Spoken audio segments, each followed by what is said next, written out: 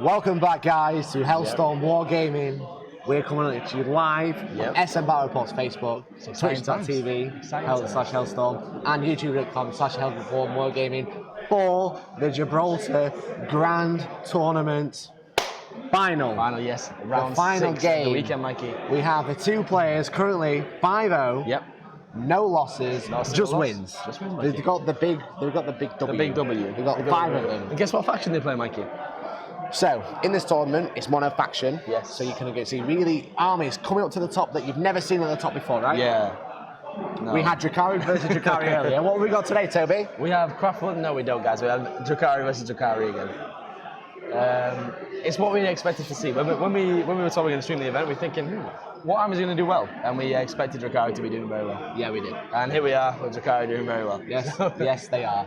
So we have Boris back on the stream. We have Boris back on the stream. With his Talos and his Ravagers. Yep. And a Void Raven. Versus Ben. Yes. With 3 Void Ravens, Jones. 3 Ravagers, and loads of Venoms. Yep. So it should be an interesting match. Cabal versus Coven, to a certain extent. Pretty much, yeah. Cool. Thank you to everyone joining in the chats. Yeah, this should be good to have you here. Yeah, so whoever wins this game, if there is a winner, there could be a draw. Yes. But whoever wins this game will be taking the obnoxiously large glass trophy. This. And then we realised that last year you can actually see what it says. So if I put my hand behind it, it's like disappearing ink. You can see the SN logo. I'm going to go down, look. Gibraltar 40K Grand Tournament Champion Gibraltar. It says Gibraltar on it twice. Know why? It's in Gibraltar. 29th to 31st. Because we're at the Gibraltar Grand Tournament in 2019. In Gibraltar, yeah. So this is like a nice vase. You could give this to your mum for Mother's Day, and she could put flowers in it. How nice would that be? Shaggy said, yes, that is a great idea. It's Mother's Sunday. I just want to say, if anyone can Twitch clip this for me, happy Mother's Day, Mum. Sorry I'm talking about my toy mum soldiers well. again. We love you a lot. We love you a lot. I love you, Toby's mum. So for everyone that is tuning in, obviously Mother's Sunday, thank you very much for being here. We've been live on a previous game today, so if you watched that one as well, you're an absolute boss. Thank you for tuning in twice. 6 hours worth of streaming across Mother's Sunday. So if you're one of the guys tuning in, thank you very much. We have some people just joining us in the chat now, so we have Devil's Bush Gaming. Yep. We got Imperium Paint that says, where are we, guys? I need reminding. We are live at the Gibraltar Grand Tournament. And where is that, Mikey? In Gibraltar. I need a live explosion. That's what I need. Are we going to see explosions in the game, Toby? I hope so. I want to clap every time. I promise. So the guys are actually just deploying now, Mikey. So maybe we can talk about the list and head over to deployment. Shall we go and have a look? Let's have a look. Let's have a look. So I just realised if Shaggy can find out how many CPs we have, I've got it here. I've got it here. You have it. I have it already. Don't so you the worry about CPs are currently wrong, and I'm going to update them while you go through Ben's list. Okay, so what we actually see, guys, on the board is Boris fully deployed. Okay, so we're playing with the old, well, not the old, sorry, the new. Whoever rolls first chooses sides. The other person deploys first and decides who goes first. So Boris is actually fully deployed. Okay. Boris has 10 command points. Why does he have 10? Diabolical Soothsayer, Mikey. He rolled a 2 to get more command points with Diabolical Soothsayer. So he actually starts with 10 now. That's right. That's right. Okay. Ben is starting with 8 command points because he has a battalion and an air wing detachment, Mikey. Okay. Very good. So as you can see, that's Boris. He spent one for an extra relic, right? Exactly. So there we go, guys. That's Boris. We're bringing you this live. Ben is currently in the middle of deployment. So Ben, we've had Boris on the stream before. We know his list. We'll go through it anyway for those guys who are just tuning in. But let's go through Ben's list. Before we do that, let's explain the mission, Mikey. Okay? Let's go for the mission. So in this format, there's 3 missions being played at the same time. What are the 3 whole missions? What are the 3 missions, Mikey? So we have a primary Eternal War. And how many tournament points is that worth? So out of a maximum of 32, yes, that's 16. So you're telling me that's half of the mission, Mikey? It is half the game. Okay. Only half, but it is half. And what is the Eternal War mission? So this one is Beachhead. So what we have, as you can see on the screen, is frontline assault deployment. That's the word, deployment. Well, pointing on the wall. Put your teeth in, Mikey. I've had 2 coffees, I'm feeling pretty buzzed. I'm go. So Beachhead, you have 3 objectives, you have 1 in the centre. Yes. Okay. And how many is that worth, Mikey? Just wait. You have 1 in your deployment zone. I'm jumping the gun, I apologise. And you have 1 in your opponent's deployment zone. Okay. So it is cumulative scoring, so you're scoring at the end of each battle round, right? Okay. If you hold the 1 in your own deployment zone, it's worth 1 point. Okay. Hold the 1 in the middle, 2 points. And let me guess how much the other one's worth. 3 points. It is 3 whole points. Cha-ching. There we go. 3 points for those objectives. So we can actually, looks like we can see those already. Let's get so we have Boris's objective here. We have the centre objective, which is there, just underneath that. And then, I'm not sure where Ben's objective is. I would hazard a guess at it being somewhere near those Void Raven bombers, Mikey. Yeah, more than likely. Let's have a look at a bit of top view so we can see any more. We can't. We can see that just left. Fantastic. So we'll find out where that objective is, but they are worth that amount of points. The respective points. And then let's talk about the Maelstrom, the secondary, Mikey. The visions of opportunity. One of these guys has the visions of winning, but the visions of opportunity of winning is a Maelstrom mission. Yep. So you basically draw... which is what we're seeing here, actually. You just see the solo there. So Boris turned a card over. Yep. You basically draw 2 cards. Every time you draw 2 cards, your opponent chooses which one you keep. So there's a little bit if you have to draw 3 cards, you draw 2 at a time. Yes, exactly. So essentially draw 6, but 3 of them will be knocked away. Yep. So out of the 2 you draw, your opponent chooses which one you can keep. Exactly. Which puts you in a really, one, I think this mission is really cool. Yep. I think it's really fun, really fun. Yep. And 2, mind games. Yeah, you'd be like, oh look, I've drawn objective 6, I'm sat on objective 6, but I've also drawn objective 1, which is on the side of the board. You can have objective 1, my friend. You keep that one, bud. But why do I want that one? I've got overwhelming firepower, but I don't want you to score that, so you're not going to score that. Simple as exactly. That. Simple as that. So we will find out what cards Boris has actually drawn very shortly, okay? But then the 3rd mission, obviously, is tertiary. It's normally the secondary and normal mission, but this is First Strike, it's Line Breaker, and it's Slay the Warlord. Let's kill that Warlord, baby. Yeah, I'm getting all the energy out of my hands because I'm so pumped right now. So let Mikey quickly lead us at the start. We're playing for 32 tournament points, guys, okay? Yeah. So 16 possible for the Eternal War, 12 possible for the secondary, which is the National War, and then finally 4 for the tertiary. Nick McDade with a Much just subscribed. Millhouse gifting out 5 tier 1 subs also logging in the Twitch chat. Thank you so much, brother. That is super sick of you. So Millhouse has gifted to Viking, to GDM, Skyall, to Bearded Ben, to Hell Henny, and to Nick McDade. Thank you so much, brother. You are an absolute legend. Mr. Master CGO, is this the final? This is the final. This is the final. One of these guys, should there be a win, will win the event. Okay. However, if there is a draw in this game, interestingly enough, one of the other players table 2 could leapfrog them, Mikey. Could actually leapfrog. Ribbit, straight over the top. Like the hippity hoppity, get off my property, I'm having first place. Right? Okay. Yeah? Okay. Right. So anyway, hypes in the chat, everyone. Let's get back onto these lists, Mikey. Okay? Yeah, go for it. So we already know Boris is slightly. It looks like Boris is actually going first here, guys. Potentially we have a failed seize roll. So it is Boris's turn 1 in the process now. Okay, so battle round 1 of game 6. Okay, so we have Mr. Ben. Yeah, so just confirming from the table, Ben did fail to seize, okay? So this is Boris's first turn. No seize. See them there measuring out some distance. We've only had 1 seize. No, we had 2 seizes. 1 seize on camera, 1 seize whilst this we is were what you'd expect. talking. Some high-level play here, guys. People pre-measuring distances, making sure they're not in threat ranges, and etc. etc. So we have these guys have won 5 whole games so far. Let's not see any mistakes. Mr. Ben Jones, Mikey. Mr. Ben Jones. Here we go. We have a battalion detachment. Okay, this is Cabal of the Black Heart. We have an Archon with a Husk Blade, Labyrinthine Cunning, as you expect. And guess what his relic is, Mikey? Is it Labyrinthine Cunning or Riddle of the Muse? It's Riddle of the Muse. There we go. Reroll ones to wound on that Archon. Yep, and then we have a second Archon just to fill out the HQ slot. We have 1, 2, 3, 4, 5 units of Cabalite Warriors. Yeah. Every single one of them has a blaster. Yep. Pew, ka-chew. And they all have poison as well. Don't forget, all that poison is super good against Talos because it still wins on 4s because the Talos is a monster. Guess how many venoms we have?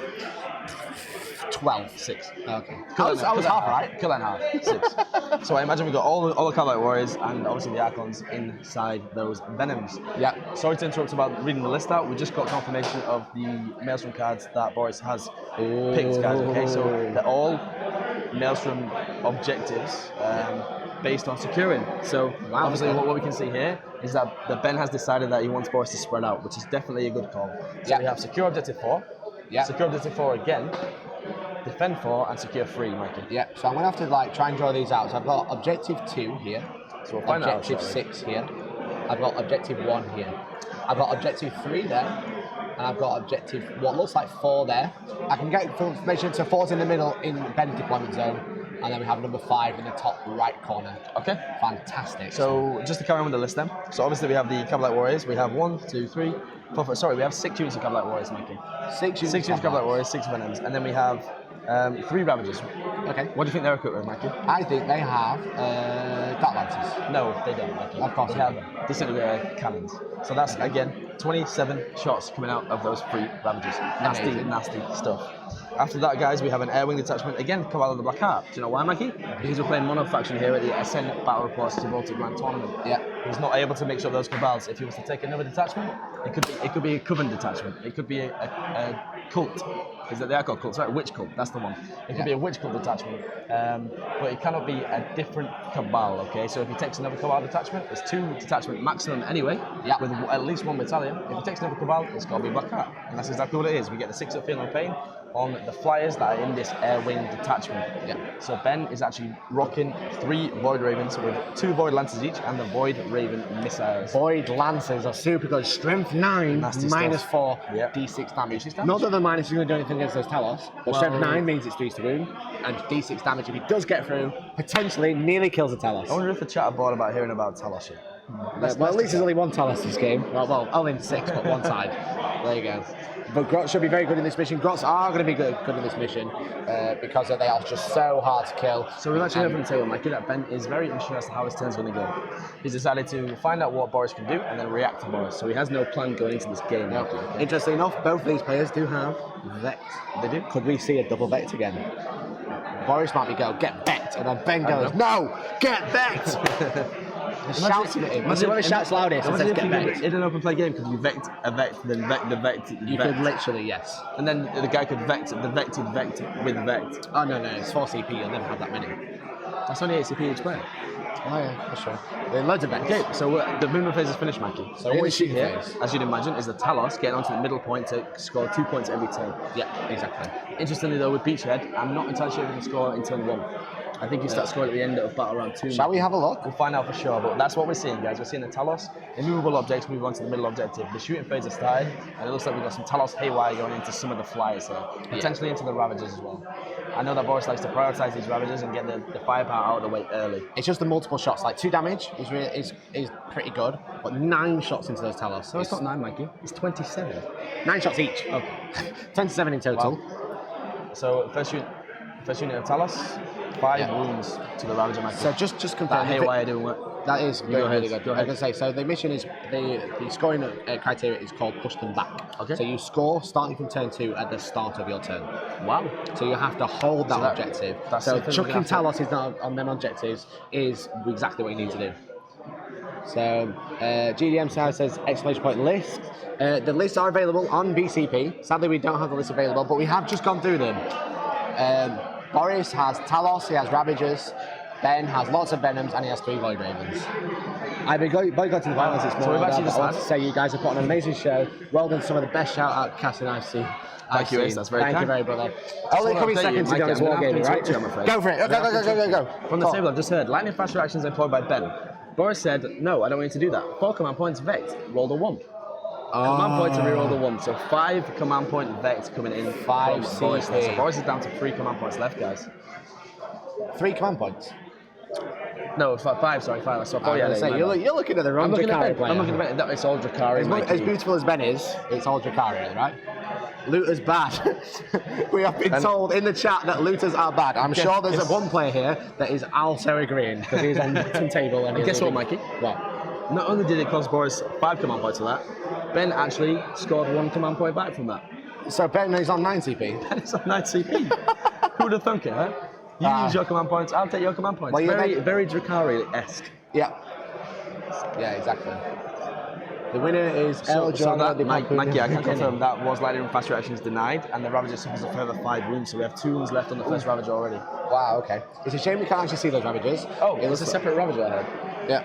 Because the problem is our camera only goes so high. So it could have been the full mount because we come in a plane to get here. So we have just got about most of the table, but sadly we don't quite catch them. As soon as turn 1 is done, we'll be able to see everything. Everything's got to be aggressive. Bobby Hall's hashtag better than Adepticon. Better than Adepticon, because this is a real tournament, not a team championship, that's why. A doubles event or whatever they did, I don't know. Almost like Drukhari Tower, ridiculously far ahead of everyone else in mono sub-faction events. I totally agree. They are. Right, looks like we've got another Ravager. We're looking to some more Ravagers, Mikey. This is an absolute tongue twister. Can Boris alpha 3 Ravagers again? I don't know. He did in the last game, in game 5, the grand tournament. We split 5 the first time, Mikey. So we've got 5 wounds on one Ravager, 5 wounds on another. I don't know what the plan is. Maybe it's just range limiting. Yeah. But we've got a Ravager firing into a Ravager, and then we have presumably another Ravager firing into another Ravager. Yeah. That's a lot. Boris has been called out by Brett. He says Costa Cup, cheating Costa Cup on the far left. Kill memes are not dreams. Should we disqualify Boris for having the Costa Cup on the table? I think we should consider it. And consider it done, we are not going to be disqualified for it. Metacasting. Then How do you know it's a Costa Cup? I can't tell it. Oh yeah, okay. It's quite clear. It actually says it's upside down. Yeah. It says a Brett, sock. can you stop putting It words says into the stream's mouth? At sock. Second game in a row. Oh no, what's happening? 6 after the explosion. Oh, that's crazy. Second game, we get a massive explosion. We do. What the hell? We've had an exploded- we've Boris, had an you are exploded too vehicle. lucky. We've had an exploded vehicle, folks. That's an exploded vehicle once again. So then, okay, my vehicle explodes. I'm going to re-roll that, Mikey. You re-roll it for another 6. Oh.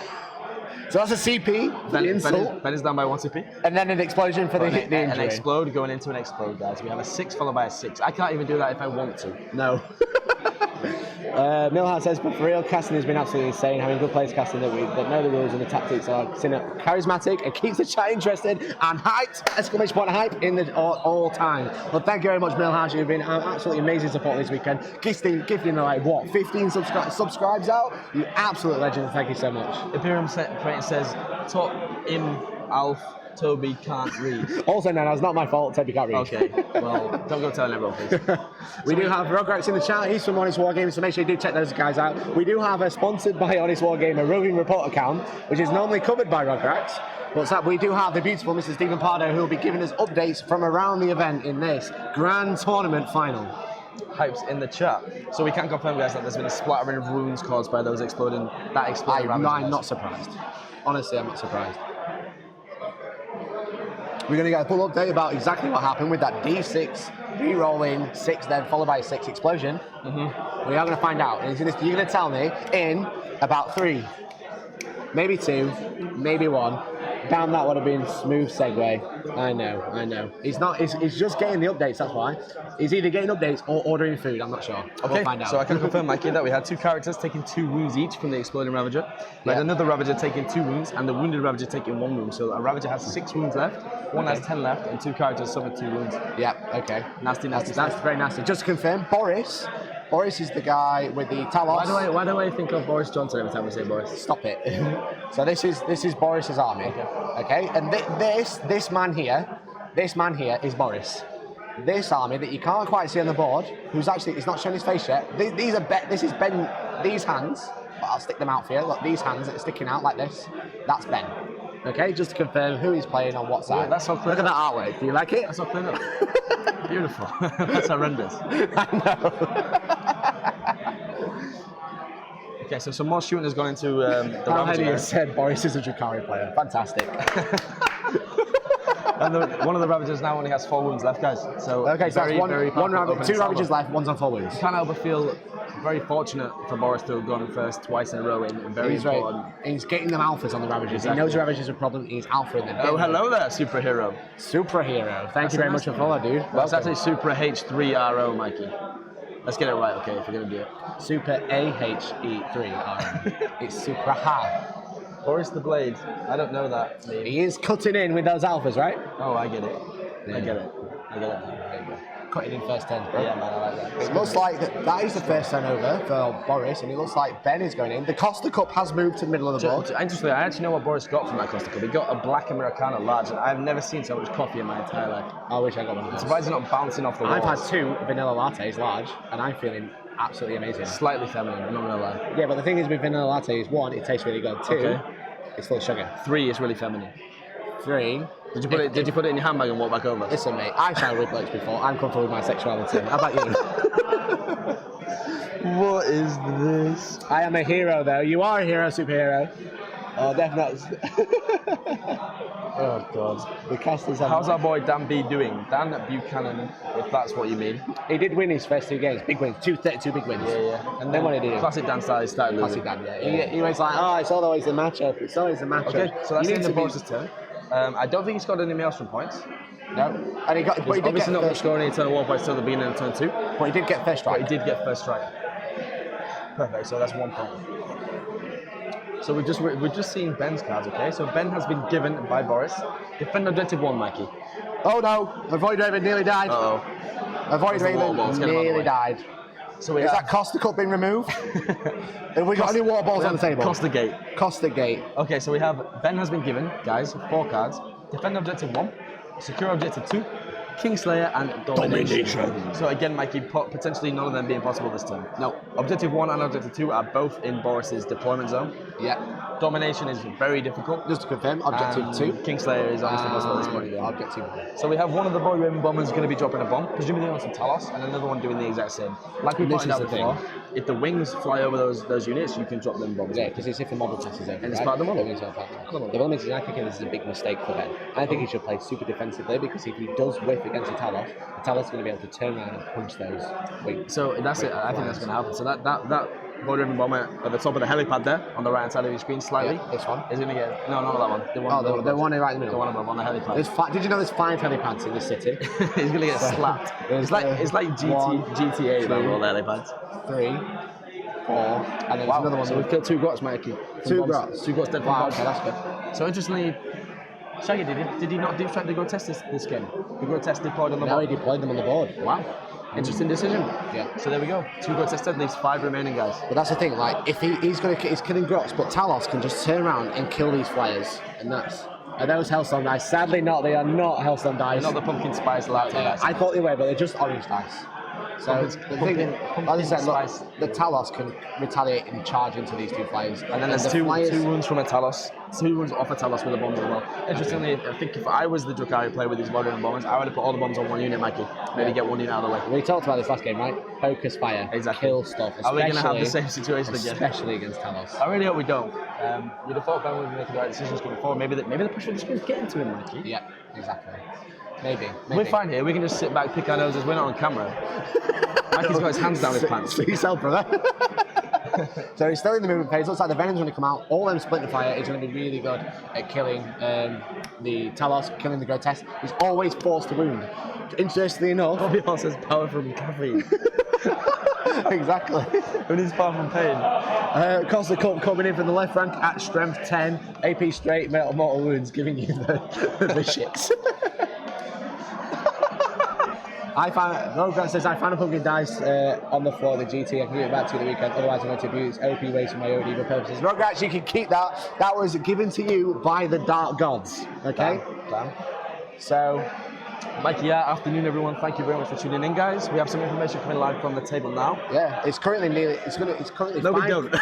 It's currently 5-2. Shaggy was making his way over. I thought he had something important to say, and he just said hello, and then went back. That was really important. Hello, Shaggy. You know he's not being captured. We're going to get an event from Mr. Pardo soon, if we can, about the event. Shaggy says, It's going to say 5 minutes. In 5 minutes at 2 p.m, we're going to have an update from Mr. Pardo about the rest of the event. Okay, tip for you guys for the next event. Get some of those casino dice so people can see them. That is true. It would be nice to have even a dice tray visible like they do on Warhammer TV, because then it's really easy for people to see what dice rolls are being made. Yeah, but we are limited. We're an independent. We're in a different country. That's the thing. We're in an independent. I can't say it. We're an independent team. Battle report team. What's a battle report team? Shut up, right? We're an independent channel that have come out to another country, which is technically part of the UK, but it's still another country. Yes. And we're doing this on the fly. Yes. We are limited by what we could bring. Yes. And how many cameras we could use. Yes. Because I've got brought it on a transportable machine. Okay. So in the UK, if we do it like on the home ground, let's say, we'll be able to have more cameras, more microphones, and more shaggies. Can you hear that, guys? That's a harp. Someone's playing a harp for Mikey. F's in the chat for Mikey, and it's Sad violin time. Oh, violin. Okay, so what we see here, guys, I spoke to Ben before the game, and he said to me, I'm going to surround these Talos with my Venoms and pepper them with poison, Mikey. The thing is, snake. everything in his army wounds a Talos on 4s or better. Is that true? Yes, because think about What about if the Venom hits them in combat? Shoot him. Don't lie to the stream, This is a shooting Don't game. lie. Okay, yes it is. Yes it is. Yes it is, okay. Team, does that mean Toby gets paid now? Nobody gets paid. Mikey keeps, I mean, what? Where do you think we're streaming from, brother? Jason Rose says, where's the terrain from? Does Chris know where the terrain's from? That? Do you know where that terrain's from? Stephen. So it's custom made just for SM Battle Reports. They are well known for all the awesome terrain they have at all their events. So they have loads and loads of custom terrain and loads of GameMat.eu terrain that also sponsor us. So massive shout out to those guys. The boys. Yeah, every table at this event is unique. Did you know? Unique tables. Well, And there's how many tables, Mikey? 36. We have 72 players here. 32, which becomes 36 on the Friday night. There's actually 37 tables because one's a streaming table, Mikey. Okay, you know there anything.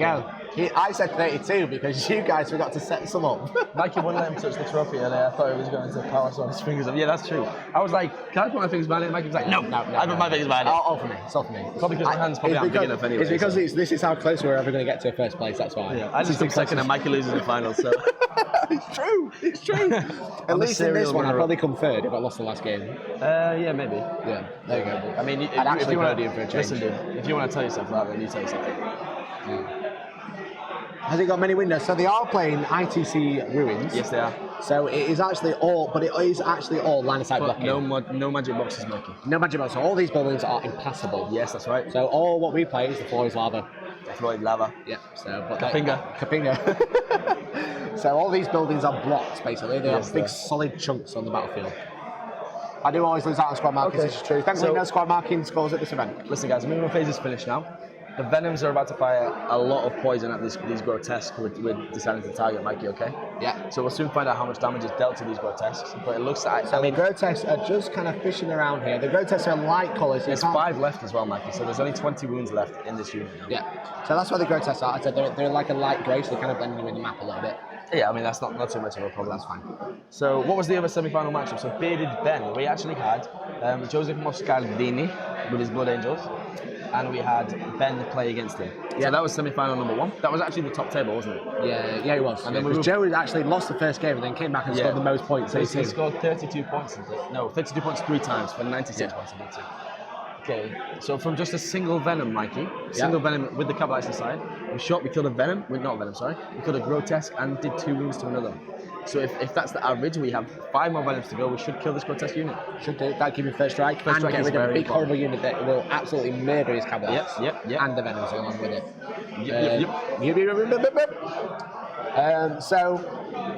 Okay, so go for it. You'll see some white dice put in alongside these Venoms now, guys. This will mean that this Venom has fired. I can't actually see that on stream. Shaggy assures me that there's a white dice next to one of the Venoms, and it means it has fired. It looks like that. It looks like the one on the back. Yeah, that's right. So this one is already shot. We still have it out. 5 more Venoms to fire, Mikey. Okay? Yeah, 4 more Venoms to fire. It's 5 in total. What do you guys think about playing with 3D objective markers? It's helpful if you're playing the game. If we're streaming the game, it doesn't matter at all. In fact, if anything, it's actually harder to see the objectives. Yeah. 2D objectives make it easy for everyone, basically. There's no discrepancies about measuring from the objective. It's very simple, and then you don't get situations where someone brings a massive flag of an objective, and someone else brings a flat disc, and just keep it very standard. Apparently, he's tanking the wounds like a boss, is the direct quote from Shaggy at the table. They're showing there's no Tau at the top. So there were Tau in the runnings, but it looks like Tau being not Tau. We do have the second top table, which is actually Lee, who's playing Tau, I think. Versus, oh no, that's the different table. That's the top table over there. We have Jay Middlecoat, who was on the stream game 2 with his Imperial Knights, versus, I forget his name. He's playing Triple Baneblade. He's playing Triple Baneblade. The Triple Baneblade. It's called Mr. Baneblade. Mr. Baneblade. First name Blade. No, that's wrong. First name Bade. Second name. Oh no, I got that wrong again. First name Bane. Second name Blade. His actual name is Mr. Baneblade. When's the next event? They have actually said that they're running the second Gibraltar Grand Tournament in November by the sound of it. So they might go out and abuse the towel. If you do abuse them, make sure that you are gentle. Yeah. Not just with them, but with the other people. And by abusing the towel, do you mean 9 broadsides? Because that would be tasty. Yeah. But that is not here at this event. The maximum of broadsides there actually is like 4, right? People are very heavy on the riptides. People should just take 9.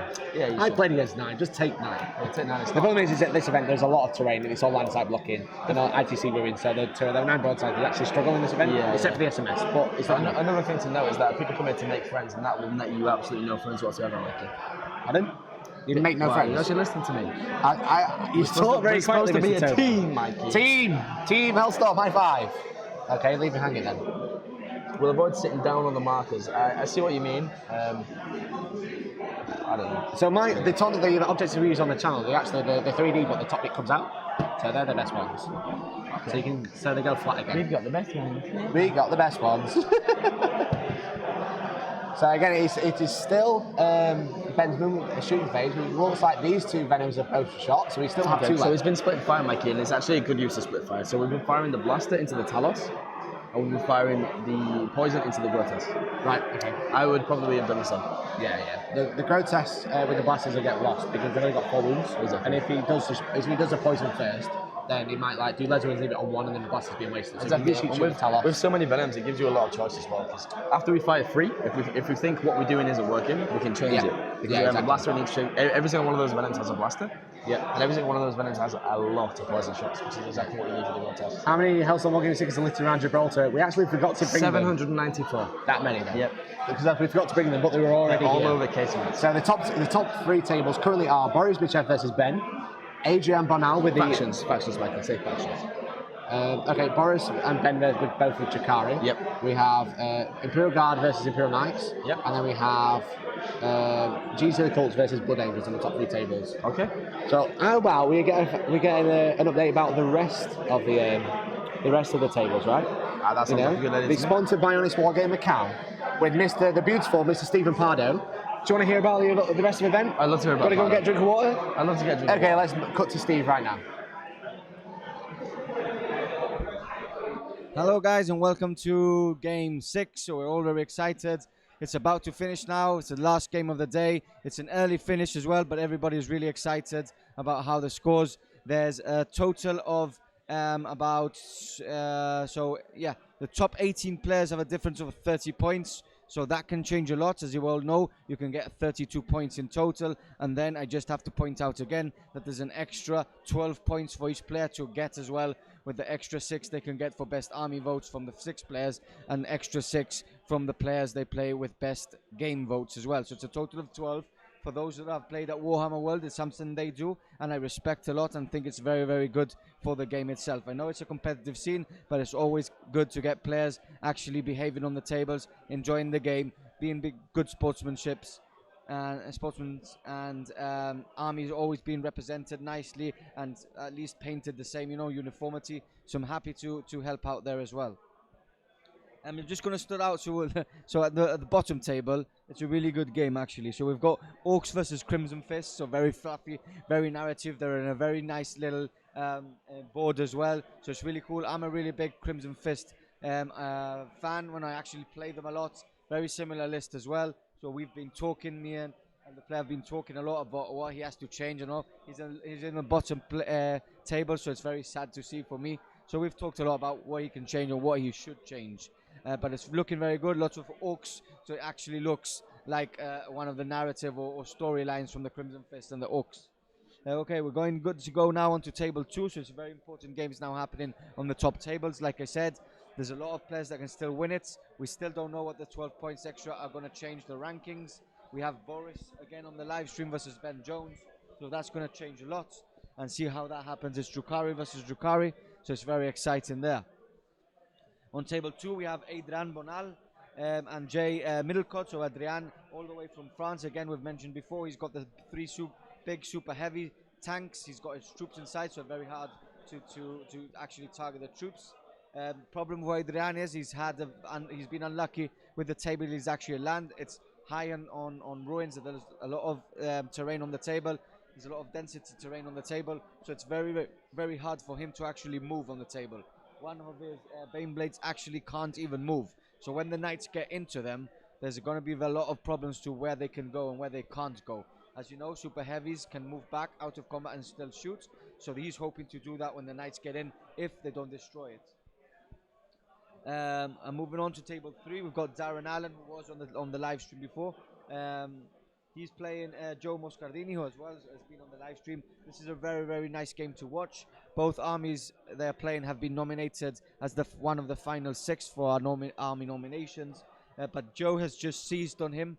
As for you who know Joe Moscardini's list, he plays Blood Angels. He has his Smash Captains, but he's playing a pure Primaris Force. He's a very good player, and he knows exactly what he's doing with that army. He's going first. He's already got first strike, but as you know, it's very, very difficult to target G-Steel Occult in the opening turn. Those bleeps, you still don't know what's happening, so he's just gone for his planes. The Smash Captain has just gone into one of his vultures and destroyed it completely, so that's been very, very cool actually to watch. Going on to table 4, we have Alvaro Mora against Colin Fabre from Gibraltar. So I'm rooting for Fab and for Colin. I always want Gibraltarians to do well, especially in our first inaugural event. I'm rooting for him, but sadly, he got second turn. Alvaro Mora has knights, and his Castellan just demolished Magnus, and Magnus is dead. So that was his main bits. You know, Magnus could get in, destroy knights very, very easily, smiting them, and then going them into combat. Not having him after turn 1 is very, very harsh for him. Moving on to table 6, we've got Chairman his Zinch Demons, is actually Codex Demons, so because he's incorporated some Plague Bearers into it for a bit more resistance. He's playing Miguel Ferreira from Astra Militarum list with a Castellan. Chema deployed first and castled his army up. That's how it actually works. So Miguel has been very clever and posted his Castellan up to the right of the board. Chema's going to have a lot of difficulty in getting to that Castellan, and that Castellan is going to be firing every single turn. So it's going to be tough for Chema. I think it's another tough matchup for Chema. Second time he plays Astra Militarum. He lost against them in game 5. So let's see how he does now in game 6. Moving on to game 5, we have Craig Murchie and Javier Conde. Both have shot up the tables. So yeah, both have shot up the tables. So they were doing really well at the start of the event. They won their opening games. I think they won their opening first, second, and third game. But then they lost a couple, so they went back. But having a full 32 points in the previous game, they have shot all the way up, and now they're actually on table 5. So they are actually on the top 10, which is very interesting there. Craig Murchie using the Talos list, or very similar list to Boris. It's actually nearly the same as Boris, so that's very exciting there. And Javier Conde, also on the live stream on one of the opening days, is playing Tau. So a very, very good matchup there, and I'll update you on that match very, very soon. And then on table 9, we have Felipe Bernard, all the way from France with his knights. He's playing Luke Hewitt and his Lightok. Again, a really, really awesome game. Luke is going first. He hasn't got first strike. He didn't manage to take the knight down. And now it's going on to Felipe Bernard's first opening turn. And let's see how much damage he does. There's a lot of -2 hits on them, so maybe his shooting phase isn't as good as what he wants it to be. But if he takes something out, especially if he gets first strike, he will be in the lead as from turn 1.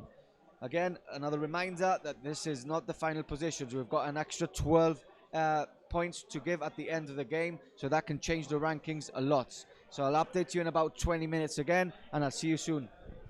Hope you're having fun and looking at the live stream. Thank you. Thank you very much, Mr. Stephen Pardo, on the Onyx Wargamer-sponsored Roving Reporter Cam.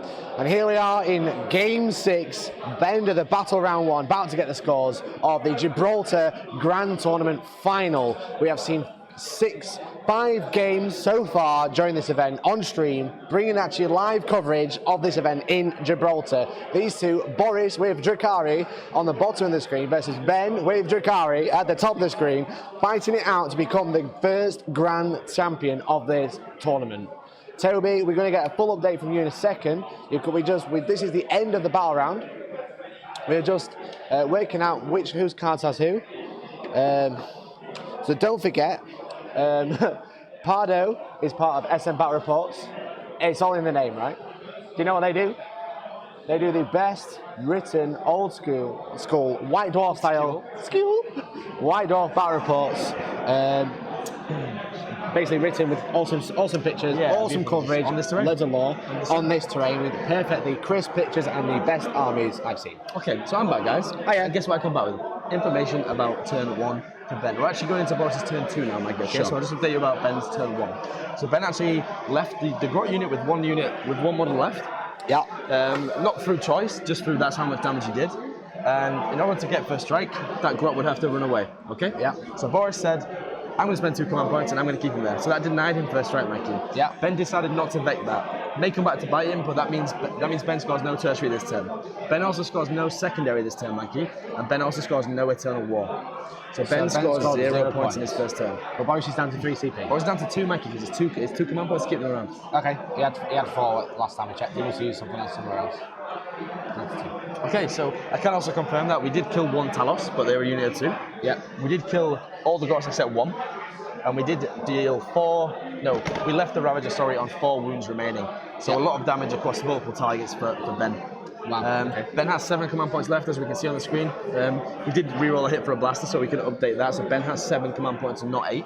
Okay. And Boris has 2 left. Again, like I said, he denied him first strike. So going into Boris's turn now, guys, you score the Eternal War at the start of your turn. And Boris was on objective number 1. Well, not objective number 1, but his own objective. His own for 1, and then the middle one for 2. So he actually scored 3 Eternal War points at the start of his turn. Wow, okay. And then Boris's mails from cards are priority orders received for objective number 3. Yeah. Which is in the far side, the other side of the screen, which is nowhere near where Boris is. Don't worry, I got it. Oh, Yep. Change colour, change We'll colour. highlight that in a second.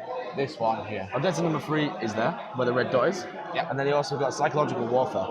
Nice. And there's nothing there with any morale to fail, unless the Cabalites get exploded and he kills some Cabalites and they run away. Which is probably what he's going to do. So it's going to be tricky for him to score secondary points. So really low scoring so far, which is interesting. So I say we do as Pardo mentioned, we do have soft scoring into this event. So each game is worth a maximum of 32 tournament points, right? And then each vote you'll get 1 extra tournament point for best army and favourite player. So there's maximum of it's 1 or 2, we've been told. It might be 2. So 2 points. Might be 2. We So don't really know. up to between 0 and 24 extra points to win for soft scoring. But that is if you get a full 6 votes for each. So that is a lot. It's quite a tall order, right? Are you going to be able to get 6 favourite armies and 6 favourite games and win 6 games? Yeah, that's a tough. Because sometimes, let's be honest, in Warhammer, you have got a good list, right? That's fine, whatever. You know, you're going to bring a good list. I'm actually Dan Buchanan, then you tend not to have a good list. Well, no. But you are going to brutally murder some lists. Yeah. Right? And if that happens, usually people don't give a favourite game because they don't enjoy having their list brutally murdered. No. Nobody likes getting murdered. Hey guys, so look at my view flyer I just painted, and I lost in 30 minutes. Yeah. You are not getting best game vote. You're not getting best game vote. It doesn't matter how nice or polite you are. It doesn't matter how many dice you give that person. Yep. You smash them. Yep, exactly. So you might do, but you'll really struggle. So, in my opinion, guys, what's very important for Ben to do is take these Talos off this middle objective. Yeah. Because that will continue to score points for Boris. Yep. So you're going to get an update from Shaggy about the soft scoring. It is 2 points per vote. So each player will get 2 votes. They'll get 2 favourite armies that they played against, 2 favourite players, and each of those votes that you gain, you get 2 tournament points. Yeah. You get 1 tournament point. Yeah, there we go. So we're getting confused. So you vote for 2 players, you vote for 2 armies, you get 1 point for each vote. So I'm a player. I have 4. Yeah, okay, so I'm a player. Yeah. In my arsenal, I have 4 votes, 2 of which are for best army, Yeah. 2 of which are for best game. Yeah.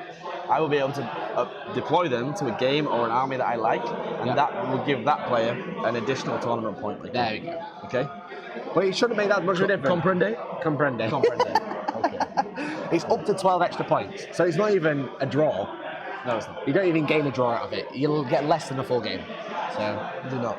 So we are currently streaming on Facebook, on the SM Battle Reports Facebook page. They make awesome battle reports, but also the players on there, including Shaggy, is very rude.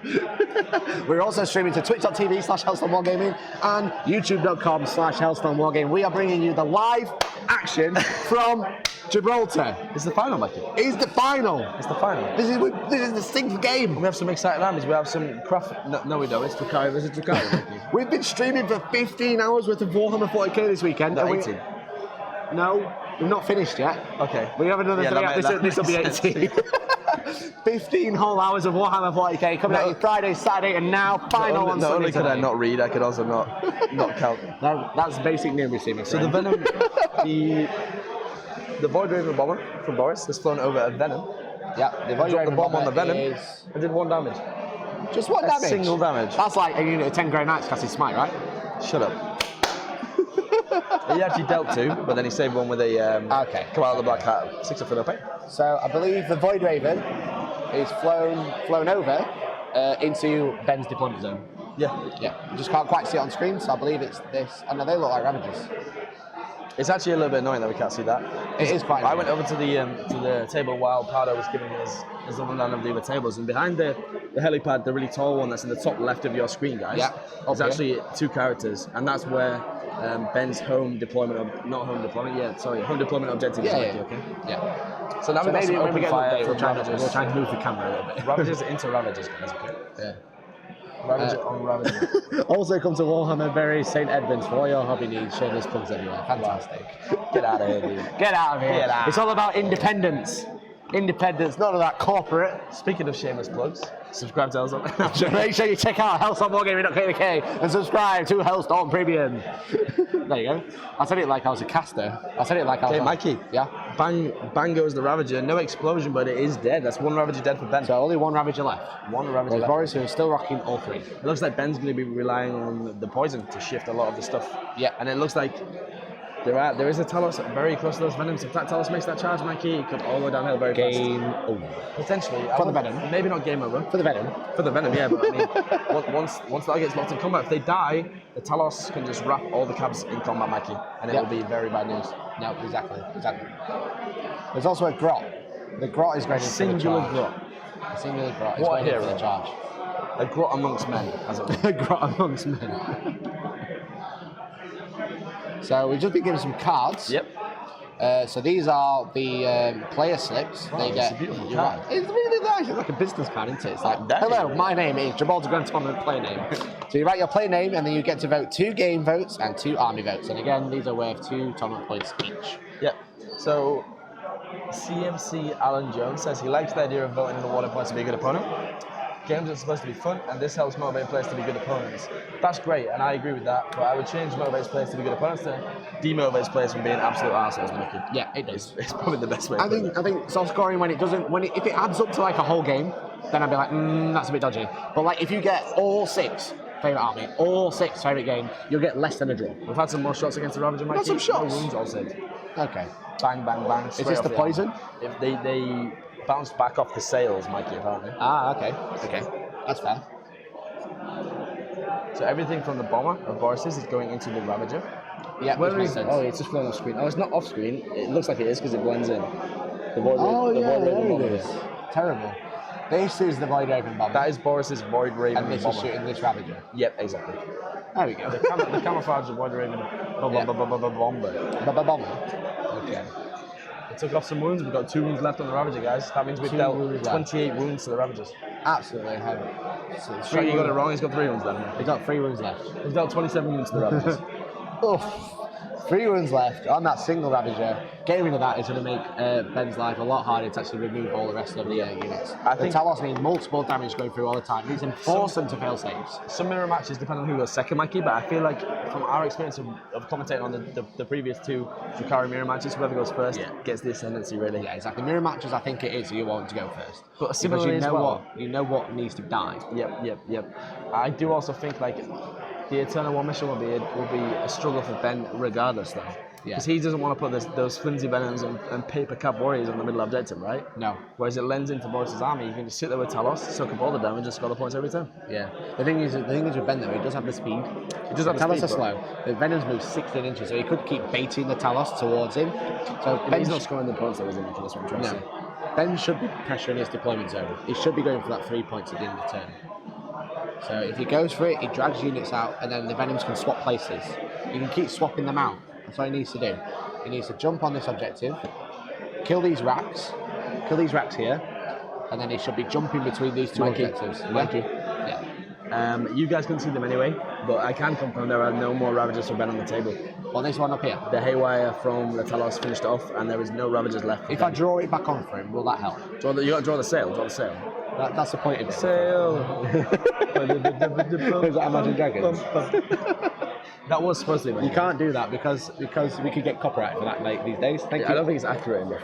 Maybe. Article 13 in full flow there. I've seen it happen. I've seen worse. Singing lyrics gets you copyright. So we have more fire into a Venom, a different Venom. It's weakened it apparently. So we're just splitting some fire across all the Venoms. So now Boris has dealt with the heavy firepower from the Ravagers.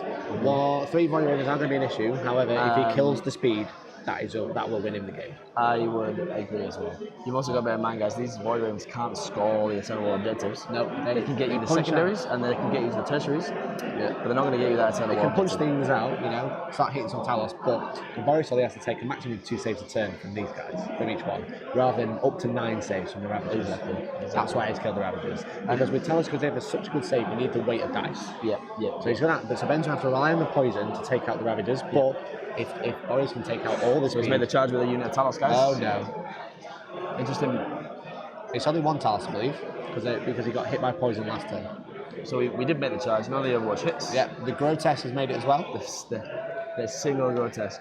Yeah, and what Boris can do is compile into a Venom, not really take much damage, but then the Venom can't recharge. So maybe some interesting places. When your vehicle explodes, guys, guys, not explodes, but when your vehicle is destroyed in combat, you have up to 3 inches to move around, Mikey.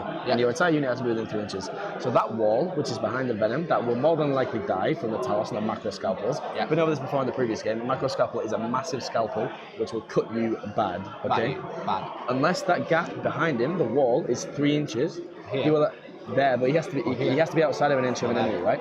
They're the only ways he can go, but there's a Venom blocking it here, so that's blocked off. That's So blocked the only off. place he can deploy is here. He can't deploy within an inch of any enemy models.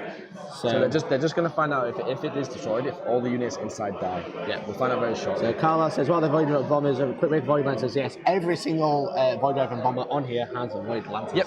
So there are currently 8 Void Lancers, 3 of them belong to Ben, 6 of them belong to Ben. Yeah, exactly.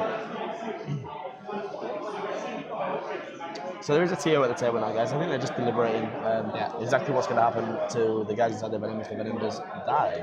And you would put your house on the Talos killing the Venom. Yeah. Obviously, we have a Fire Pinball. Yeah. Which is that shooting only, Mikey? The Fire Pinball is only shooting. Okay, so we have no Invul.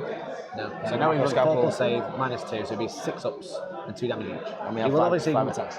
And he will obviously ignite in a 6, but likely going to kill it. I think the And if Venom is not, also. the Grotesque is also really good at killing I think the Venom is already wounded as well, Mikey, unfortunately. Yeah. So here we go.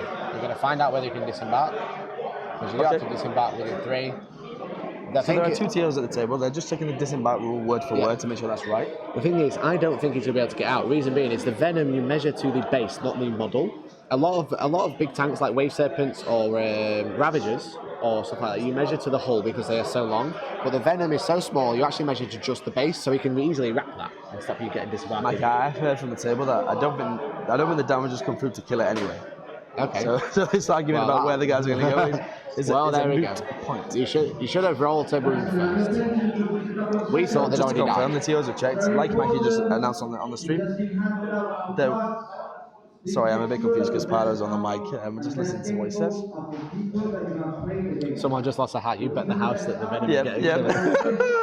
Please don't clip that. I will be very, very in trouble with my partner and my parents as well. Bearing in mind you don't actually own the house. It's not even my house, it's my mum and dad's house, which is even worse. Sorry, mum and dad, please don't hate me. So the announcement on stream there, I'm not sure if you heard that, was Pardo on the mic. It's funny because he's such a short man, but the mic is so loud, it's a bit weird to comprehend. We just let everybody know that they have the cards now, guys. Yeah. So Rogue has said the open top rule, but massive thank you to Warhammer Brian for the follow. Hello there. Hello. Open top says models embarked on this model can attack in their shooting phase, measure the range and draw a line of sight from any point on this model.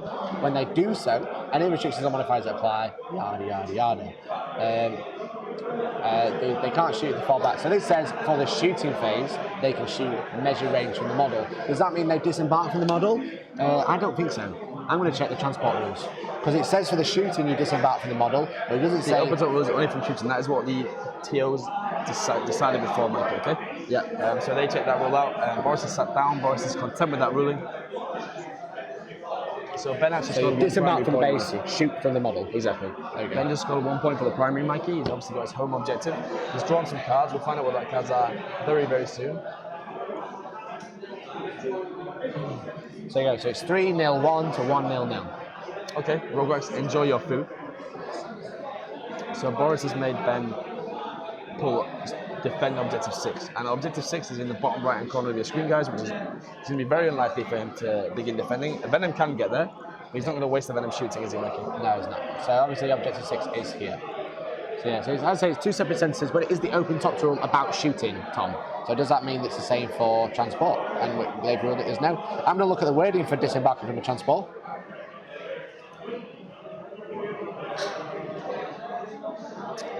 So if you guys have just tuned in, welcome to the Gibraltar GT. This is the grand final, Mikey. Very exciting. We have Boris playing Drukhari and we have Ben playing Drukhari. Yeah. One of them is playing Coven Heavy Talos Drukhari. One of them is playing the Cabal Heavy Venom Spam and Void Raven Bomber Drukhari, Mikey. Yeah. It's currently 3-1 in the primary for Boris, 0-0 on the Maelstrom, and 1-0 on the tertiary. It's a very cagey game, Mikey. Yeah. We're into Ben's turn 2 now, so Ben has an opportunity to level up some of the scores. Yeah, exactly. I'm just going to go over the disembark rules. It says any of the beginners of movement phase. What was that? I'm going over the disembark rule, basically. So when you disembark, set the battlefield up so that all models within 3 inches of the transport, not within 1 inch. So for open topped on this Venom in particular, it says you measure for the shooting phase. When this model shoots, you measure from the hull. However, as per the rules, every other range will be measured from the base because it doesn't specifically say when you measure from this model, measure from the model. Only when shooting. Only while the unit inside is shooting. So it's been ruled as, and I totally agree with this, you disembark from the base, measure the unit inside from the model. Yeah. But also the Venom's rangers for their guns will shoot from the base and not the model. Yeah. So it's something to be very clear about. It is only the open top rule that says you measure from the model. Yeah. And I think that is a bit of an oversight. That is a definitely copy pasta, right? Yeah, for sure. it makes no sense that the Venom. Well, it actually makes a little bit of sense. Because the guy can shoot from the stick tip of the out, Venom's wing. he's stood on the tip of the Venom, and he's like conga lining, he's got his gangster pistol out. I love how there's so much controversy but nothing happening. It's literally like Brexit. It is literally like Brexit, yeah. Brexit. Dark Story said because you're not disembarked into the building, so these buildings are impassable because they are solid pieces of foam. Absolutely. And they are not using the enclosed buildings, especially. They're not solid pieces of foam, like they're miniature brick buildings. Oh, of course, sorry, my Come apologies. on. These are real life buildings that were actually shrunk down and put on the battlefield. They actually, one of them's Pardo's house. You know that much. But Pardo's like, dude, I've just tidied, I've just hoovered. No, don't go in there with your shoes on. Yeah, he's just at the helipad. Yeah. So we are on battle round 2, Ben's retaliation phase. Yeah, Mikey, interestingly, you said to me, if I was playing the Venoms, I would run away from the Talos and make them chase me. That's exactly what he's doing. So what we see here is Ben moving away from the Talos, attempting to make the Talos, to draw them out of the objective and shoot them with a poison. Yeah, that's the plan. Exactly. That's the plan. I totally agree. That's what he's got to do. I think, to be honest, I'd be like circling. I'd be like, let me get rid of that. I'd be circling with the Venoms. I'd be like moving around here and dragging the Talos away from the objective, because what he's doing, if he goes here, if he kills them now, he's on his own home objective. He's dragging towards the objective. He should be playing way more defensively, bringing the Venoms around here and around here. Maybe not that close where the arrow is. If I was him, I'd probably have gone to the top right-hand corner of the screen that we see now, guys. Yeah. So, like you said, away from what matters. Yeah. Because then the Talos have a bit of a headache. Do I follow him to kill him, let him shoot me, or do I go for his permanent? The problem is the Talos is like, he's going to move 8, but when he charges, he's going to charge. Yep. Then he's going to kill something. He's going to pile in or consolidate. So he's getting extra movement towards the objective. That is exactly what. Yeah, it's a very questionable decision. It really is. Yeah. We've stole the Ant-Man tech. Could I row it? Need to rapidly expand a few things.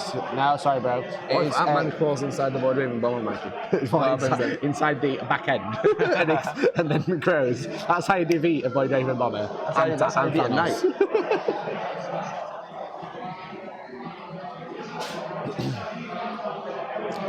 So we are in battle round 2. As I said, it is currently Ben's movement phase. Ben is the player at the top with the dark coloured, the black the Eldar, and Boris is with the lighter green coloured Eldar, which also looks a little bit like a light black. Yeah, exactly. And what we have here, guys, is the primary mission is Beachhead. So players are trying to score 3 objectives. One's worth 1 for them, one's worth 2 for them, and one's worth 3 for them. Yeah, and then we I'll have stick the out the secondary mission, objectives which is Visitors of Opportunity. You see both players scoring 0 points so far. Yeah. This is because the enemy player decides which cards you keep, Mikey. Yeah. So of course they make you keep the ones that you can't score. Yeah. It's impossible, not impossible. That's a lie. Impossible. It's difficult to score points in this mission. So you can see these are the. Go ahead. These are the 3 objectives that are on the battlefield. These are the primary ones. These are for the Eternal War. And then we have the Maelstrom ones, which are placed around in each sextant, Toby. Do you remember that word I taught you earlier? Sextant, which means each quadrant that is split into 6. Well, quadrant is 4. Each section that's a 6. Yeah. So that is the mission, Eternal War and Maelstrom at the same time. And we're coming at you live at the same time from the Gibraltar Grand Tournament that's in Gibraltar, everyone! Everyone quieted down when I shouted that. Me and Shaggy clapped at the same time. It was the best moment. It was like a ranged high five. Eureka moment. It was a eureka. So what we have here, guys, on the screen, we have the Venoms opening fire. That's the movement phase complete for Ben and his Drukhari. But the Venoms opening fire into the Talos, the wounded unit of Talos, with 1 4 wounds taken so far. Okay, that's really, really good. That's super good. Get rid of that Talos, get rid of that Grotesque. That's 2 units gone. It needs less units to hold the objectives. Okay, so we fired a blaster arm as well, Mikey. We missed. Re-rolled the hit with a command point, still missed. So Ben is down to 6 command points.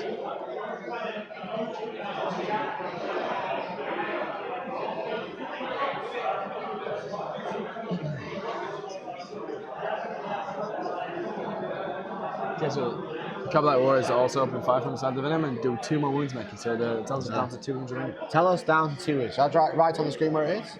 So this guy, where's my mouse? I lost it.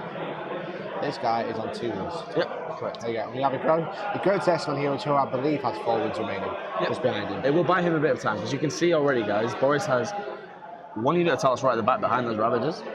And I can't identify where the 2nd unit of Talos is. I believe the Talos have been left over here, maybe. We'll have a look. Let's have a look. So he's got a unit of Racks here. So that's a unit of Talos. And a unit of Racks here. Not first strike, like you mentioned. Shaggy, if you could just point out where the other units of Talos are, that would be great. We see the one in the back behind the Ravagers, but we can't identify the 2nd unit of Talos. Shaggy's just coming to point them out. There's a unit of 1, which has 2 wounds remaining. That's just been actually removed. So there's actually another unit. Oh, cheeky, hiding here. Thank you very much for Magic Finger, Shaggy. Thank you very much, Shaggy. So there are currently 4 Talos remaining. 4 Talos remaining. So there's 1 unit here. 4 Talos, 3 Ravagers, 1 Warrior Bomber. Interestingly, all we've done, Ravagers. Mikey, is kill a unit of Talos so far. Yeah. But we still have a Grot on 4 wounds here. But we still have 3 whole Ravagers with a Homunculus or Urian, probably both. That might be an Archon, Mikey, Rock out Archon. Of course. But then we have 2 Talos, Racks. So for those who aren't aware, basically an Archon turns into, especially with Black Art, it turns into basically a Space Marine captain and lieutenant put together. Yeah. We roll a once to hit and to wound from a single model. With a 2-up invulnerable. Exactly. Which is why you see them so commonly with a Ravager. Yeah, I totally agree. Wow. So, Mikey, I've just heard that one of the Ravagers for Boris has got 1 wound remaining. We fired a blaster, dealt 4 damage, saved 3 with powerful pin. Wow, okay. Is that the closest one to Ben's forces? The one right at the front? It's the one beside the helipad. Shaggy, I'm not sure if you can see. There's actually 5 helipads on the board. That's not very helpful whatsoever. I think it's this one right at the front, nearest to Ben's Grotesque, to Boris's Grotesque, right at the front of the board. We're going to get an update about that anyway. No, it's the other one. It's the other one. It's the other one. It's the one to the left, Mikey. This one here. That one there, yeah, perfect. There you go. Magic Finger coming in to tell us which Ravager only has 1 wound. Okay, there we perfect. go. Bingo. Bosh, thank you, Shaggy. Bingo. Appreciate it, dude. Adam Sellers says, been some solid streaming over the weekend. Looks amazing. Awesome. Can't see the rest of the comment. Sorry, brother. Awesome job to all involved. Thank you very much, brother. I really, really appreciate it. We're doing our best. This is the first event we've ever streamed. This is the first grand tournament ran by SM Battle Reports. But they have run many events before, but this is the first grand tournament. It's this size. This is 30 more players than usual. I think everyone is feeling the pressure. This is the pressure because this is the final. These are the 2 champions so far. 5 of both. They're not champions yet, Mikey. These are the 2 champions in my eyes.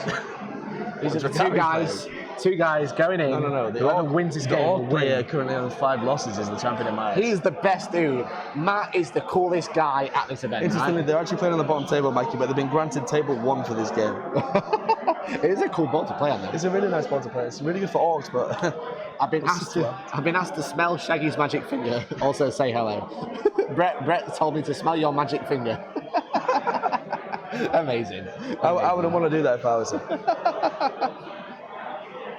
Shaggy says he wouldn't even want to smell his own magic finger.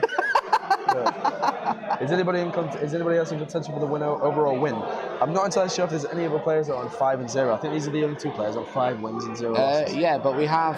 Okay, so just so you know, Blood, that's the way that this works. Okay, so a win doesn't necessarily mean you're going to get loads of points. Okay, so you can win with 18 points against 14, or you can win with 32 points against 0. Yeah. So players are splitting 32 tournament points. Okay.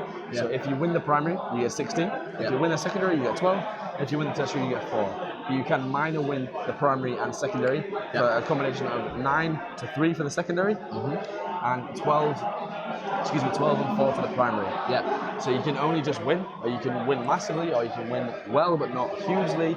There's loads of different combinations of points you can get. What we should say in this event, there are no battle points. So what battle points are known as is basically if you get a win, you have points added on to count as the win. So like in the ITC. So like in the ITC, if you win an event, you actually get 1,000 battle points. Not an event. That's just one game. Sorry. So if you win a game, you get 1,000 battle points, and that separates all the wins and losses and draws and stuff like that. Yeah. If you get a draw, you get 500. So you can see if you get a win, you got 1,000 points added on. Yeah. If you get a draw, you get 500. But in this event, they don't have that. They don't so have it's like your straight score. If you don't get max wins, and someone else does, and they might have a loss, but then they get one loss, loads of max wins, and then you get like a draw, and then 5 wins that are like high scores with major scores, you could get leapfrogged. So essentially, guys, your victory points are transformed into tournament points, and then you just keep them tournament points. Yeah, exactly. Nothing changes to them, you keep them. So what we saw yesterday, a good example of this is Joe Muscardini with the Blood Angels lost his first game, Mikey. I love how you say that in an accent every time. He lost his first game, he got 10 Joe points. Muscardini. Joe Muscardini.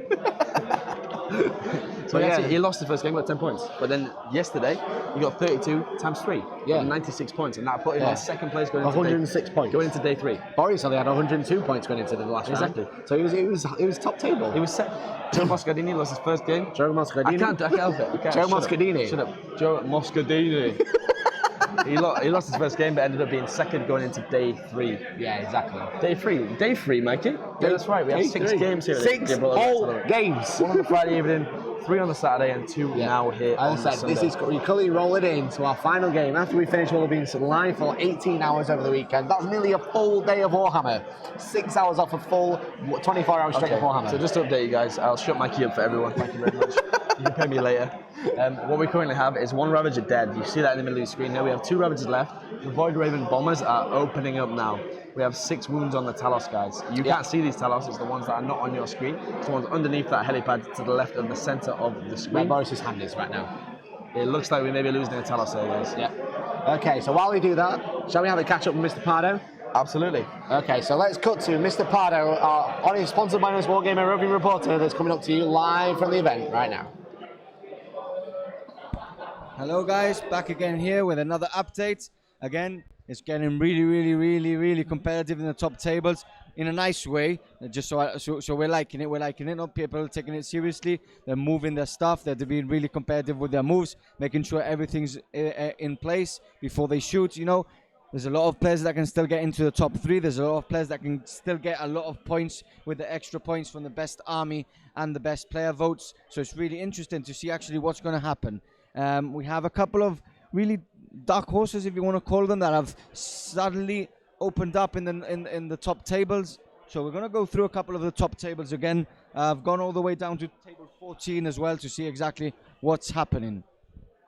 So we're going to start off with table 6, where we have Chema and his Chaos Demons again. We've mentioned it loads of times. Very interesting list there. He's playing Miguel and his Imperial Guard. Chema's on 1.2 on the primary, and they have 0 points on the Maelstrom. The Maelstrom mission is very difficult. It's the one that you select your card to. You pick up 2 cards for every cards you actually do, and then your opponent chooses which one you stay with. So it's very difficult mission actually. It's very tactical as well, because you have to think about what he can do and what he can't do, and you want to lead him into maybe places in the boards to trap him or to actually shoot at him in the next turn. So it's a very interesting Maelstrom second mission. The problem is with Chema is that he's castled up, but Miguel's mortars are doing a lot of damage to him. They're killing many units that are screening Chema's base army, so it's very interesting there to actually see what's going to happen. Table 10, we have Lyle Torok and his Mechanicum, and he's playing Ross Champion. We saw Ross on the live stream. Again, they were they weren't complaining. They were saying how tough Visions of Victory is, or what I've just explained with the Maelstrom. It's a very tough mission. It's turn 2. Lyle managed to get first strike, which is very important in game 6. You know, you want to score as many points as possible. And like Lyle said, it took all his army firepower to just take off a unit of Plague Bearers. They're so tough and so resilient when they start rolling really well. Moving on to table 13, we've got Jonathan Jones versus Clemente Berrios. So I'm going to talk about Jonathan Jones because we actually haven't We actually haven't mentioned this, but Jonathan Jones is on table 13, so he's on the top 20 players, if you want to say that. It's very interesting to see. He's got a Raven Guard army, and so it's very interesting to see where he actually goes from here. If he wins this and it's looking good for him, he can suddenly go all the way to the top tables, top 10 ranked players. It's a very interesting list. I'm going to go through the list again. He's got a captain on a bike. He's got a psyker. He's got a librarian. And he's got lots of scouts. I think it's 6 units, 6 troop choices of scouts. So he controls the table early on the table. He's got a lot of scout on bikers as well. Scout bikers where he moves and grabs objectives really, really well. We all know Raven Guards have the -1 to hit on troops, bike and dreadnoughts. So that's very clever from him. He's playing guards, which normally hit on 4s. So it's really, really difficult for them to actually hit stuff. Moving on, we have, he's also got 4 assassins. He's gone 1 of each assassin, which is very clever. He's used them as a vanguard, so he's getting the extra point there. And he's got 1 of each assassin, which makes sure always works for 1 of the actual missions. So I'm really interested in that. I'll probably update you in that match in the next 20 minutes. Moving on, we've got table 14. It's Orcs versus Custodes, clashing in the middle. It's a brutal fight in the middle. The Custodes are failing to shoot. The Orcs are failing to shoot. You know, there's a lot of Orc units that are really, really good in shooting. They're failing to shoot and hit anything and wound anything. You know, Custodes are very resilient, very tough. Toby's a good player. He knows where he's moving his stuff. There's a big clash in the middle of close combat. It's all to see about the dice. It's on the dice gods now to see what actually happens in the middle. There's a big clash. It's the Orcs turns 2. They're the one that have charges, so they're going to get the priority on the first charge. Moving on to table 12, we have Josh Hall. So we haven't mentioned Josh in the last couple of months, in the last couple of games, not months. Sorry, I'm very tired. It's interesting to see him in table 12 again. He got a bit unlucky after going on the live stream. He won his game on the live stream and then started losing a couple of games. He hasn't been as good, but he's back over on turn 12. Getting a full points on here would be very interesting for him. He has got first strike, and he's playing Sean Galloway. It's 5-0 for Josh on the Maelstrom, and it's 1-1 on the Primary. So it's looking very interesting, and I think Josh has this on the back for the Maelstrom at the moment. Sean Galloway is playing Tau. On table 11, we've got Sandre. Again, I've mentioned Sandre from the Voz de Horace. A lot of Spanish players know him. A lot of Portuguese players know him. He's playing Thousand Suns, and he's playing Luis Chichon, so one of our local players from the Gibraltar Warhammer Club. The Zangos have just assaulted in, so they've moved forward using the Dark Manta Crystal, I think it is, it's called. I'm not a Thousand Suns player, so maybe I've got it wrong. So they've moved forward, and they did get that 9-inch charge, and have surrounded most of the right flank of Lewis's units, getting 3 whole units into combat. And lastly, I'm going to go into table 7, where Javi Martinez hasn't been mentioned. He's suddenly come up from nowhere. He's on table 7 at the moment, so he's in the top 14. He's come up of nowhere. I haven't even mentioned him before in any of my posts, but I'm going to give a big mention of him. He's a very good Tau player. He comes from Almeria. Beautiful army, so a really, really beautiful painted Tau army, and he's playing Angel, who was on the Bizarre, who was on the live stream before with his Drukhari playing Boris, who is now on the live stream as well. Angel actually went first, failed to do anything really. Javi Martinez with a really, really, really good shooting phase. You know, he with his aura for rerolls to hit and then rerolls to wounds, everything's crowded together in a little castle up, and he managed to basically take 2 full units off of Talos, so that's a very good start by him. Angel still has his Ravagers to come in from Deep Strike. He still has his Scourges to come in from Deep Strike. They're full of haywire. Javi actually uses Storm Surge, so it's very interesting. It's a vehicle, so the haywire will affect that a lot. So we'll see and update you what's happening in the second game and second turn and third turn for that. So I'll leave you now for now, and we'll go back to the live stream if that's okay. Okay to start, yeah? Okay, so I'll leave you there, and I'll be back in 20 minutes. Thank you very much. Mr. Stephen Pardo from SM Barrow Reports giving us that live update from around the event, doing an absolutely fantastic job. Drukhari said stole my job. Well, actually, that roving reporter camera and job is actually sponsored by the Honest Wargaming. They gave us the camera, the microphone, and they didn't really, but basically, that was their idea. Can't take any credit for that, but thank you very much. Absolutely right, Mikey, absolutely right. Rob gave me the birds and the bees talk. He taught me about streaming, so... So I actually have some updates from the turn 2, Mikey. Shall we quickly go through what's already happened? Yeah, sure, go ahead. Turn 1, Boris went first. He managed to use his 3 Ravagers and all the haywire shots to try to delete a Ravager and leave one really low woods. Yep. Ben retaliates, brings all the Vens out, tries to delete all the Grotesques, managed to leave one alive and kill a Talos in his first turn, and with his 3 Void-Driving Bombers and all the poison, right? Yep. And all the blasters.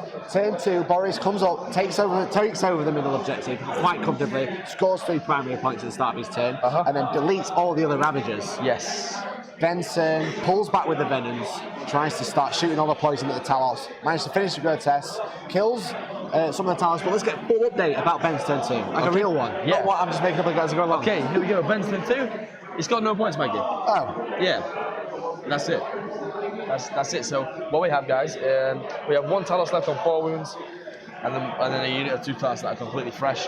Everything is moving forward now. This is Boris' turn 3, guys. Everything is moving forward. Everything is getting up into his grill. And we can actually see what's happening at the top of the table now. Boris scored 3 more primary points, Mikey. Wow. Obviously, he's got the one in the middle and the one in his home objective. Yeah, so that's 6 points. Then we were to, so that's 2. In this turn as well, Mikey, 2 Venoms are dead already just from shooting. Wow. We haven't started fighting them yet. So there's a lot of pain coming in. That's and huge. Interestingly, Boris has a card that's defend objective 6. As you can see there, the bottom right of the screen, Bottom Mikey. right corner, just where his head is right now. Yeah, so it's still 0 maelstrom for the time being, Mikey, so don't worry about updating that. Okay. He has just got defend objective 6, so if you can hold that at the end of Ben's turn, he's going to have that as well. You see the racks there, just holding defend objective 6 in the very bottom. Let's draw. And that will give him a 2-0 lead on the maelstrom, and it's currently very difficult to score. This is objective 6. Your opponent chooses which cards you keep, Mikey. Yeah. And there you go. So he's got the racks there, holding 2 objectives. Maybe if he can come round, if Ben... But the thing, he's been holding that this turn. Yep. So start holding it. If Ben can come round, he could kill them. But he has nothing to come round with because he's played too defensively with the Venoms. Yeah, he so should have been aggressive. We have 4 Venoms left, guys. We've killed 2 of them now. Boris is doing an incredible job in pushing this Drukhari player back. Yeah. He's popping all these Venoms, getting all these guys out, firing the Venoms one at a time, focus firing, get the Cabalite Warriors out because they're way less mobile than the Venoms. Yeah, exactly. And this is just kind of driving the point home of the power of the Drukhari Coven. Yeah. Prophets of Flesh with the 4+ invulnerable, Sulfur 7, with a 6 up ignore damage and 7 wounds. You just can't get through it fast enough. In Ben's defense, it's a very difficult matchup in this specific mission type. Yeah, you need the weight of fire. You need the weight of fire to kill Talos, and Boris successfully managed to alpha. So Ben looks over with an expression that says, I give up. But basically what's happened here, guys, is a Ravager has blown a Venom up, and 3 Cabalite Warriors from inside have died, Mikey. 3 ones on the Oh, man. 3. So that's 3 Venoms dead this turn, and 3 Cabalite Warriors so far, and we haven't even charged yet, Mikey. Ben is left with 2 Venoms, Cabalite Warriors, a couple of characters, and 3 Void Ravens. We also saw that Boris did lose. This is one Talos that actually popped out from here. Ben did manage to kill one and leave the other one on 5 wounds, which is super good. But is that enough to stop his onslaught? No, it is not. He's comfortably sat on this objective with all the Ravagers and all the characters. He's currently holding this back. His deployment zone 1. So I think we just saw a charge there, Mike. You think the Talos is in there successfully? It looks as though he is. The Talos is charging to both Venoms and probably in the characters as well to complain, get Slay the Warlord. This looks like it could be game.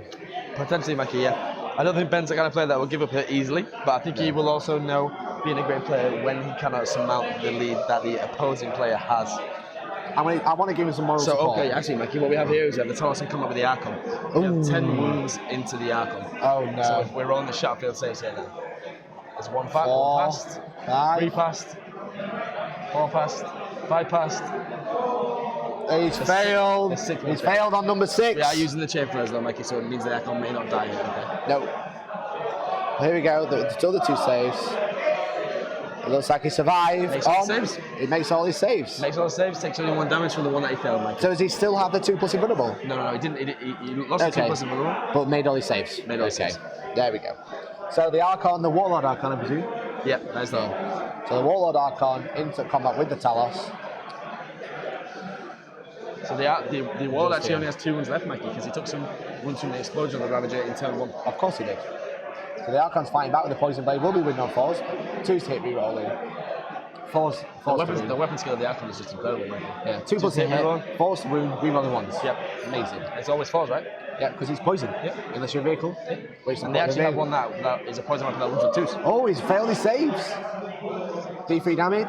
3d3 damage on the Talos. There we go. This could kill the Talos. He only has 9 wounds, Mikey. He's only got 5 wounds remaining. Ah, he's dead. Does he blow up? Oh, he doesn't blow up. Okay, Wow. but that is the Talos gone. What Gosh. heroic Archon.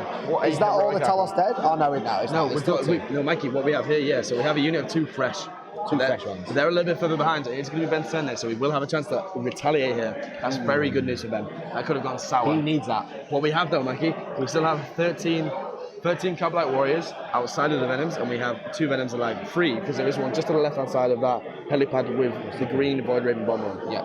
You can't see it in your shot, guys, unfortunately. But it's just to We the left see of that. just about everything except for that. But he does still have 3 Ravagers to deal with. He does still have So a we're Raid going into Raven. Ben's turn now, Mikey. We're going to get 1 more point for the primary. It's going to net us up to 6-2. And obviously he has to get those racks off that objective to stop Boris from claiming the secondary, Mikey. Simple as that. Yeah, exactly. So the Void Raven is going to have to fly around. Oh, we dropped one. We'll see what card he's left with. So Boris has 2 Ravagers remaining by the looks of it. Okay, so an update from the table, Mikey. Okay. Boris actually had secure 4 twice, so he's just got 2 points there. Ouch. Okay. That's very important, which means there's even more pressure on stopping this guy from defending objective number 6. Yeah, I totally agree. And he's defending objective 4 as well, Mikey. Yeah. So he's got to move the Ravager and the racks off to stop him from scoring 4 additional Maelstrom points. Boris has just nipped to the toilet. I imagine that's because he feels confident in this matchup, Mikey. What do you think? I need a wee as well. Mikey needs a wee as well. Every week's for everyone. You have a week. I've had so much water today. I've had so much coffee. I am dying. Charlie Sims says he's happy to see pure Drukhari in the finals. No LA Tuck flyer shenanigans. No, but we do have Talos shenanigans, Mikey. Yeah, well, no Talos on this game. We did have Talos last No game. Talos for you. No Talos for you. Detention for you. There is Talos for these guys. There is. There is 2 Talos remaining, 2 Ravagers, and a Void Raven. Hello there, Akuo. Ah, cuckoo. Welcome to the stream. Zero. How are you doing? Thank you very much for everyone tuning in. We are currently live on SM Battle Reports Facebook page, who make the best White Dwarf style classic old battle reports, Mikey. Yeah. You can check them out on their website, smbattlereports.com. Yeah, it's on the stream right now. It's just At the perfect bottom there, timing. check out www.smbattlereports.com. Yeah. We are live on our own YouTube channel, so we have that on Hellstone Wargaming. Yeah, youtube.com/Hellstone Wargaming. And we are also live on our own Twitch, guys. So twitch.tv/Hellstone Wargaming. Yes, it is. We are coming at you live for the 40K Gibraltar. 40K? Shut up. 40K Grand Final. We swear we've done this before. The Grand Tournament in Gibraltar. A little part of me dies every time we clap there, guys. I want to let you guys know I'm not How many times have I been clapping? I'm not involved in this clapping process. It's just Shaggy and Mikey. I need an explosion video, that's what I need. It hurts me. So can I import one? Well, yes, so this is game 6. We are round 6, 72 players. That is 36 games being played every time we have a round. How many games have we had in total this weekend, Toby? 5. 36 times 5. Oh, 10 times 6. Can you do the math? 180. 180. That's 180 games of Warhammer being played So this far. weekend. So far. We're currently playing 36. So in total it'll be 206 maybe. No, 216. A lot of games of Warhammer being played this weekend. 36 players playing 6 times exclamation each. point list. Unfortunately, we don't have any function for that, okay? Pardon? We don't have any function for Yes, that. 216 games of Warhammer being that. played in over 3 days. I already said that, Mikey. Yeah, I got that in Shaggy fast. confirmed it. My head is a calculator, I got that. So Arco, yes, sorry, come back to you. Mikey interrupted me very rudely. So there's no function for exclamation point list in the chat. Where can we see the MS from Zygo, Lee, Leo as well. So the way you find that out, guys, is you head over to the BCP player app, you find the Gibraltar tournament. It's the Gibraltar Grand Tournament. And from there, you can find all the rosters for all the players, guys, okay? We're currently playing with Ben and Boris, both playing Drukhari. Mono faction, Drukhari rising to the top, outweighing all their opponents, even the Gene Stealers, even the Orcs. Yep. These guys know how to kill stuff. So we've already touched on the mission type guys, okay? So it's spread across the primary, secondary and tertiary with set deployment maps for each mission. And on top of that, we're playing mono faction, okay? So that means a single faction is used throughout the entire armies here. There are some caveats, of course, Drukhari is one of them. You're allowed to take one Cabal, well, a combination of two between one Cabal and one Coven or which cult, Mikey, okay? Boris staying away from saying eyes in the stream. Boris from Bad Boom Cafe. We'll make sure I get that in there because he was like, can you please shout out the cafe? It's based in London, guys. Okay, so as I was saying, guys, mono faction. So Drukhari get around that slightly. Imperialists are allowed some assassins. And on top of that, you are allowed a superior auxiliary attacks for a knight if you play Imperium as well, Mikey. Yeah, exactly. And of course, Chaos Demons as well. There's a couple of shenanigans, but mainly one codex. Yeah, pretty much. Yeah. Just take your codex, that's it. Just take codex, stick with it, roll with it. You have a codex, you keep that codex. None of this soup shenanigans going on, Mikey. Nah, none of that. It's a mono faction, but very difficult missions. Hi Piff Poff _ welcome to the stream. Welcome to the grand final. It's the grand final, Mikey. It's the grand final. It's the grand final. My voice cords will be happy it's the grand final. I'm not happy though. I like to see Warhammer being played. Yeah, exactly. And I'm having a great time. You had a good time streaming, Toby? Yeah, it's a shame this guy sat next to me. This is... what? Yeah, this is the 6th game of Warhammer we have streamed this weekend. 6 whole games. What a weekend it's been. Okay, I'm having an update from the table, Mikey. Go for it. The game, it's coming through. So a blaster has taken 3 wounds off a Ravager. Wow. So this is Ben's chance to retaliate and really do some damage. He needs to kill these Ravagers. Has to pump the damage. Because these are going to happily start killing his Venom. Absolutely. So you can't see this on the screen. It looks like Ben has very little left. That's true. Ben does have very little left, but it's all off the screen, guys, okay? Void Raven. And there should be a third Void Raven somewhere. Where is the third Void Raven? Shaggy, would you like to point that out to us? It's on top of the building, Mikey. You see the wing there? Oh, yeah, there it is. There it is. Blended in. Yeah. So 3 Void Ravens. Boris being very cheeky now. He's getting cocky. Boris mocking. He's getting cocky. He's got drinks on the table. If you have drinks on the table, we should be disqualified. It can still fall apart. Not fun of that. It's not over yet. It's not over until grand finals. That is correct. Yeah, exactly. And interestingly, guys, there's a little hot take. The Gibraltar Grand Tournament will be happening again next year, Mikey. There's going to be 2 heats. There's going to be 2 heats. Yeah. And then a grand final. Okay, so I can confirm Mercury shot on a blaster at a Ravager. Yeah. 6 damage. 6 3 feel no pains. Oh, wow. Okay. How many wounds left on the Ravager? How many wounds are left on that Ravager now? So if he's taken 6 already, 4. He's only got 4 left. Shall I write on the screen? Shall I write on... The one with 4 left is sat on objective 4. Yep. Perfect. Because objective 4 is... It's the one he needs to shift to stop from defending objective 4, Mikey. It is perfect. And interestingly, it looks like Ben has decided not to chase those racks. So those racks will be scoring 2 points for defend objective 6 at the end of this turn, Mikey.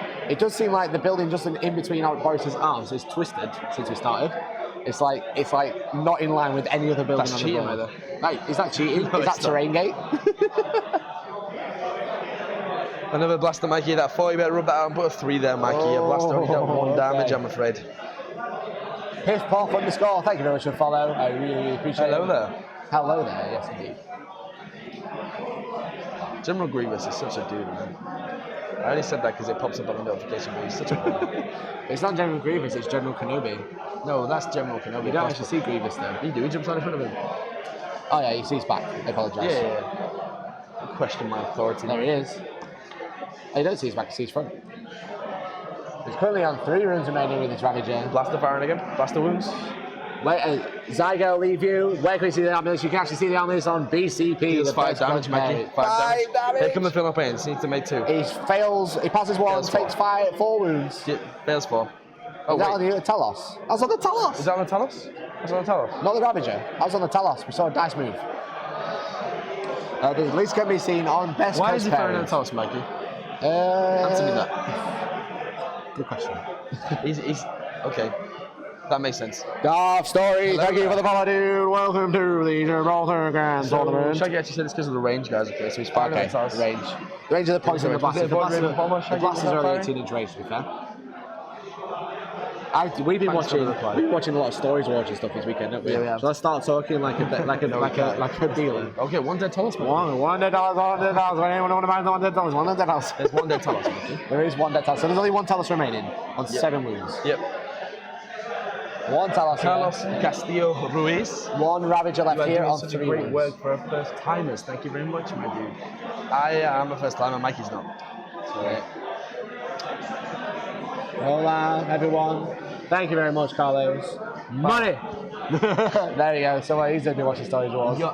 Yon Sao coming in with the linking people to where they can watch it as well, Mikey. Yeah, It's very helpful. There you go. So thank you very much If for he was on doing a Twitch stream, he would be a mod because that's a helpful thing to do. Yeah, exactly. Sold to your We way. actually pinned that comment rather than the insulting one that we had earlier. Yeah. We've been watching that guy who just goes, "Yup," and he has it on his hat as well. Yeah, he has. Yup. Yep.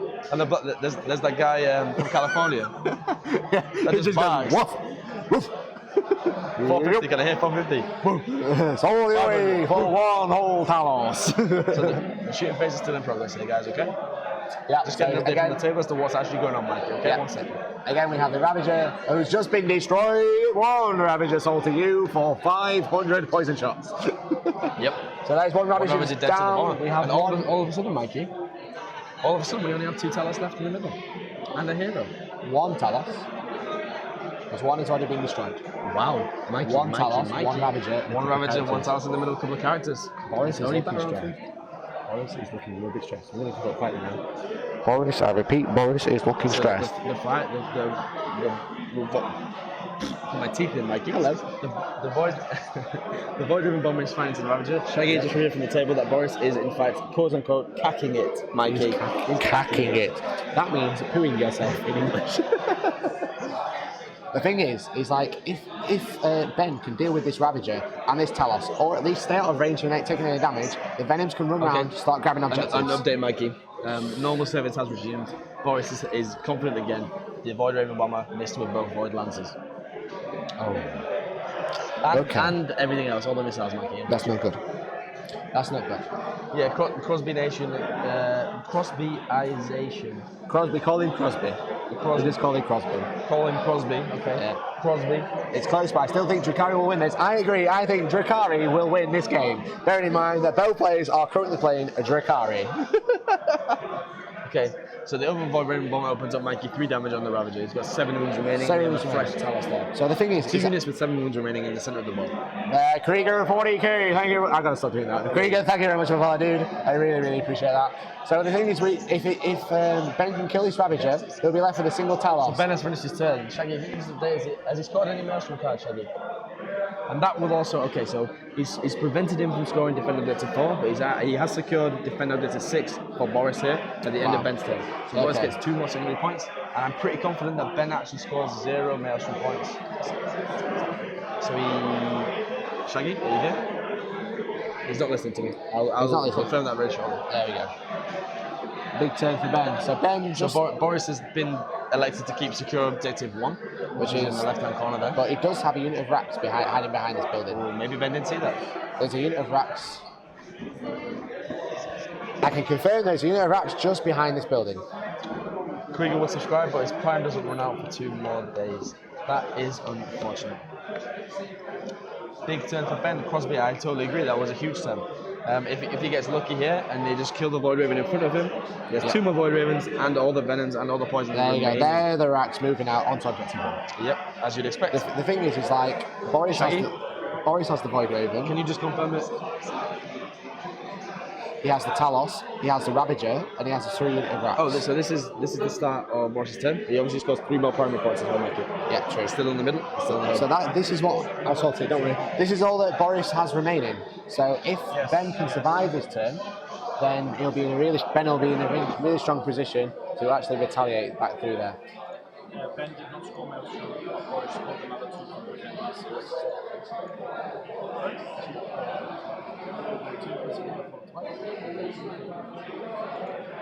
Yes, I'm checking now. Great stream, guys. On the stream, guys, on the overlay. We're just double checking that is 100% correct, but it looks like it's 9 points to 2 for the primary for Boris. Yeah. 4 points to 0 to Boris for the secondary, which we know is very difficult to keep up with there. And obviously we have 1 point against 0 going into battle round 4. Jenny's 40K says, great stream, guys. I've watched every game over the weekend. Looks like it's been a great tournament. Well, thank you very much, dude. This is our first event we've ever live streamed as Team Hellstorm, and I think we're doing all right. I think it's going all right. It's going all right. I think things we like to change, but things we like as well, Mikey. Yeah, I think one of them is you. I'd like to change you. Well, the problem is I feel like I have this dealer's voice because my voice box has dropped to about 4 tones. Okay. So every time I talk, I'm talking quite fast as well because I'm very excited. You have to talk fast. I feel like I am a guy. You talk really fast. I am talking really fast when I'm talking about the statistics. 40K says it could be a draw and Drukhari wouldn't win. That's true. Yes. But then nobody wins. Nobody wins. It's like the Chaos Maybe Squad, Mikey. They always win. The Chaos Squad is on. No, the Chaos Squad's Mikey. They would always win. Okay. No, I'm on the team. Hellhenny says you guys are legends. Thank you. All the love in the chat. Thank you so much. Hopefully we are doing this justice for this grand tournament. We are doing our best. And it has just been a fantastic weekend. As I said, this is the 6th game. We are streaming to you live from Gibraltar Grand Tournament, and I'm pointing to Pardo. Yep. Also picture there. Shaggy from Gibraltar. Everyone's happy. Everyone's ecstatic. Everyone's gaming in a good way. And everyone's tired. Yep. But we are doing great. I'm still so pumped. What happens that you guys don't see when the cameras go off, everyone just goes. Well, it turns out one complaint of the Grand Tournament is the venue ran out of coffee on Friday. That was a terrible idea. Next time, buy more coffee. Yeah, next time we should have the event in a Costa coffee shop. No, not Costa. A coffee shop that begins with C, which we cannot pronounce, Mikey, okay? Because it's against Twitch US. At Sock. It rhymes with Doster, okay? Bookstar. It rhymes with Doster and they have red cups. That's all we can say. It turns out to stream an event, all you need is 9 shots of coffee. Doster coffee. Or 9 Ravager shots, who knows? No, it'd be 27 Ravager shots. So it looks like the Ravager has jumped. He's done a jump. He did a boing, he hippity-hoppited onto the objective. It looks like he's jumped up here. Or he's just shuffled, I'm not 100% sure. Joining to 40K says, you're doing a great job, guys. I'm a massive fan of your channel, and I hope you put an episode on your channel about the tournament. Yeah. Well, keep your eyes peeled. Something similar may be in the works, all right? Yeah, so obviously on Wednesday, UK time, which will be 6 p.m, we will be doing a live podcast talking all about this event, talking about how it went for us, how we felt about it. We'll also be doing the live draw for Into the Hellstorm 2, which is our next weekend event next weekend at Sanctuary Gaming Centre in Mansfield. So we have our own event next weekend, guys, called Into the Hellstorm 64-man event, ITC coverage, some very high-profile players. We've got a lot of England's ETC players going, Mikey. Yeah, but it's an ITC event. Yeah, of course it is.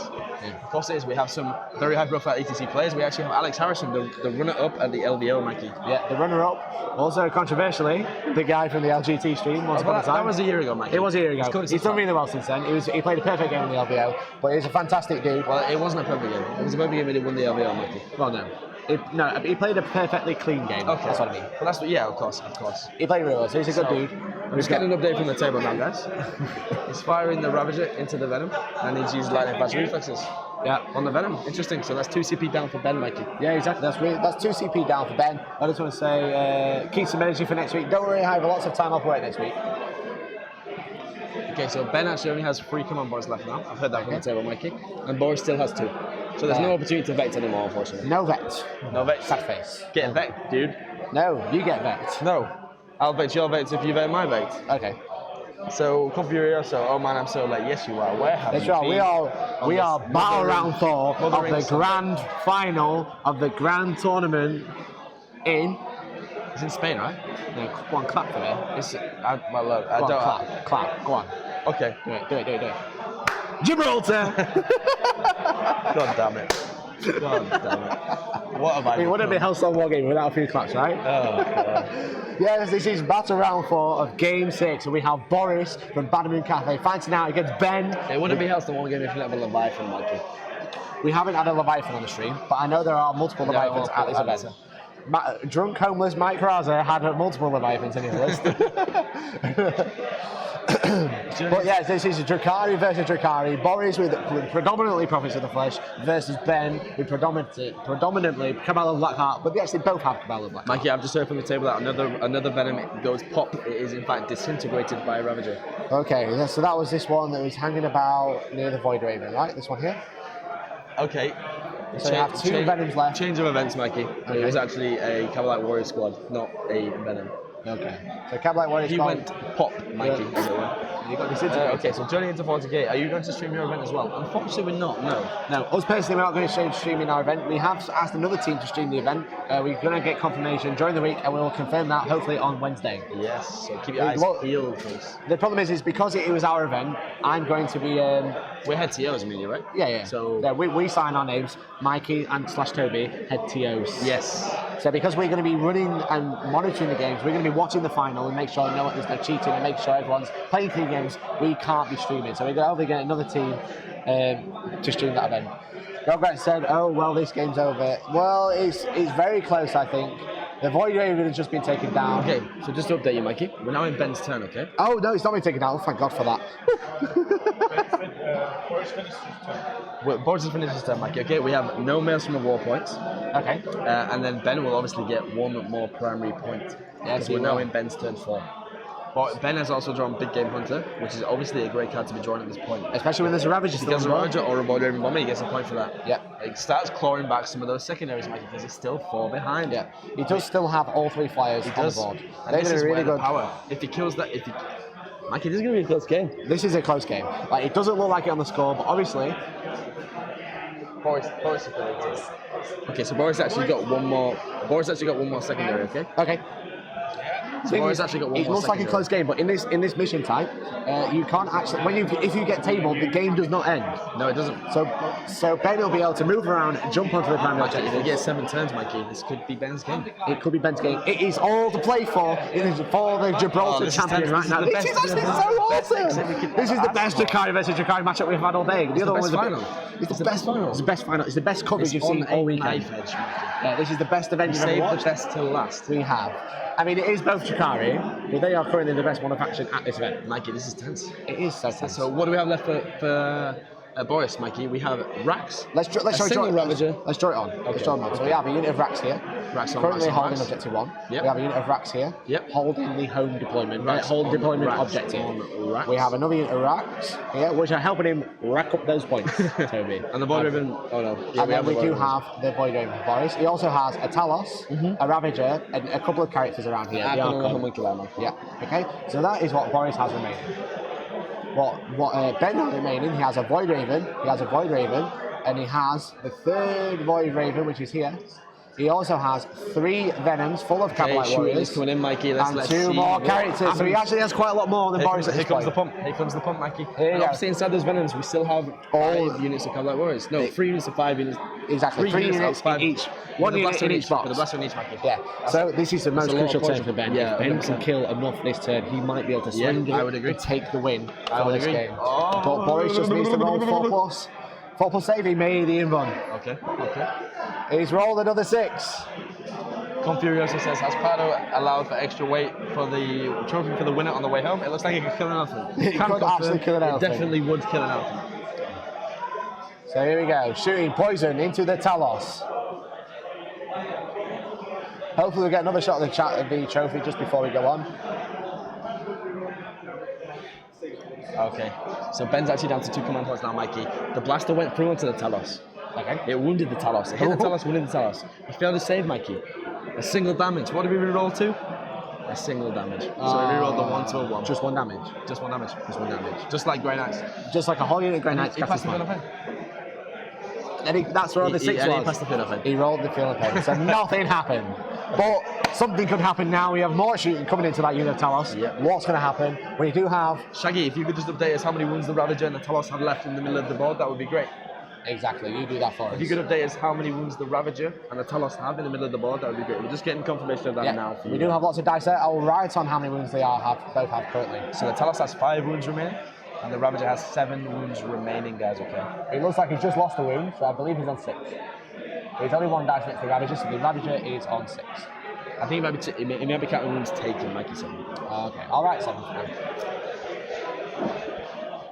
So he's taken 4 more damage on the Ravager. Down to 2 wounds remaining, Mikey. I told you he was. Yeah, told he you. I was just So 2 and 5. And we haven't fired a single Void Raven bomber yet, Mikey. No, we haven't. We do have the first 3 bomber remaining. opening up into the Ravager, Mikey. Okay. The Void Lancers could see the end of this Ravager now. Okay, so This 1 would be Void big. Lance. This would be big. This is big. 2 shots. So what he's trying to do here, Mikey, is save the poison to fire at the characters when the Ravager and the Talos are out of the way. Yeah. Which will be That's a good crucial. idea. Which is a good idea. So this has had 2 wounds, 2-5. Henny says, I'm not sure if anyone attending has even enough space in the case to bring it home. That is absolutely true. It Talos looks takes like 2, Mikey, down to 3. Down to 3. 3 and 2 on the This was Ravager. like, what's this shooting? I don't even know what he's shooting is. Border and bubble. It's very tense at the table. We have some spectators as well, guys. The Invils are saving them apparently, guys. The Void Lancers are bouncing off. And the second bomber opening up into the Talos or into the Ravager. Split fire, Mikey. Missiles into one. Void Lancers into the other. Of course they have the missiles. I completely forgot about the Missiles would be very good against taking out the Talos, Mikey. Yeah, exactly. So here we go. Saves. Both invulns made by the looks of it. Two saves against the missiles. Obviously the Ravager has a 5+ invulnerable and the Talos has a 4+ invulnerable as well. Yep. This is a crazy game. Boris just needs to keep rolling high to be able to win this game. But Ben, if he gets lucky enough and Boris doesn't roll high enough, he could take it from him. He could make it. It's anybody's game. It is anybody's game. The scores do not. Well, what they could do is draw and knock it both each other. That would be horrendous for them. That would be absolutely horrendous, but also slightly hilarious. On top of it as well, guys, like we already explained in the mission format, playing for 32 tournament points, which is split between the 2 players. If you don't win big enough, somebody could leapfrog you, Mikey. We don't want that. To play for. They do have to get the big win. To be honest, they're rolling really hot on those saves, Pog. Yes, they are. He's rolling super hot. We have just 2 Venoms left to fire, Mikey. 2 Venoms left. Just doing the blaster again. So, Shaggy, just to confirm, we fired all 3 Void Raven bombers, have we? All 3 Void Ravens are done. Void Ravens are They're all out. So basically, he needs to use the poison to kill his Talos, 1 Ravager alive, and that could be game. Okay, so just some more fire coming in from the Venoms, guys. Yeah.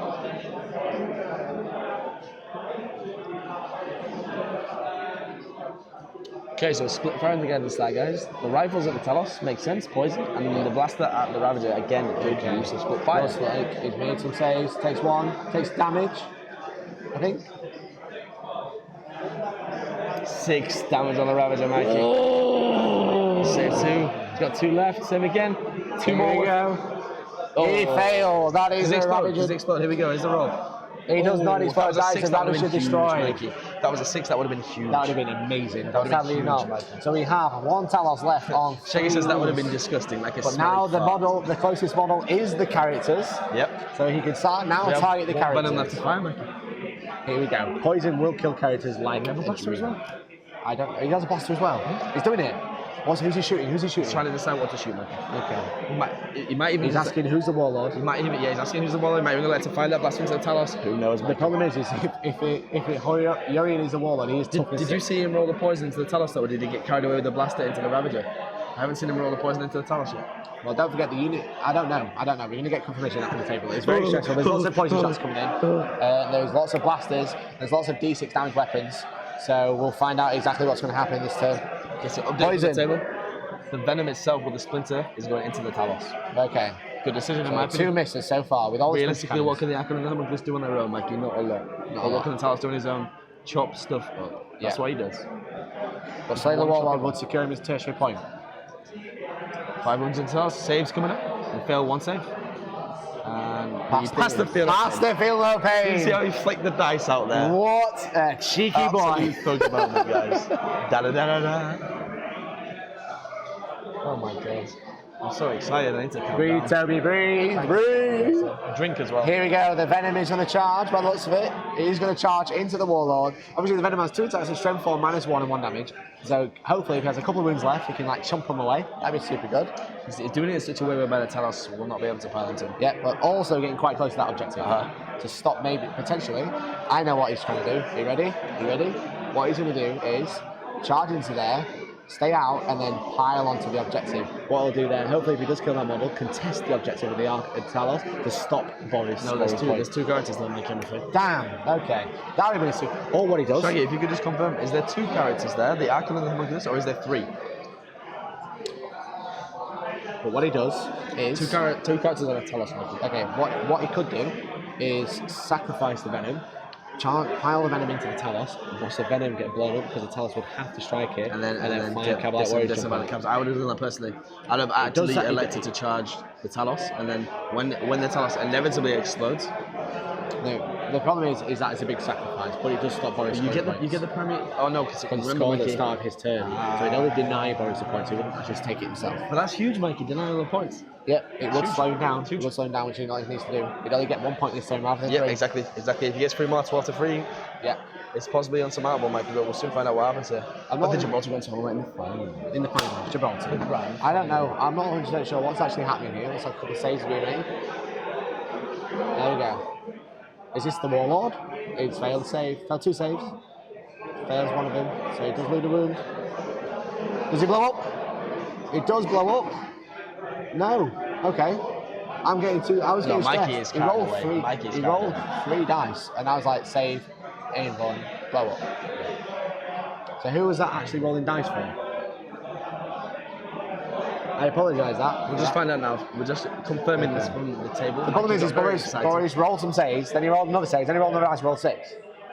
Right, so what happened there was the Venom Charge attacked the outcome. Dealt 4 wounds, and the Boris did 3 saves on his normal and 1 on the shatter.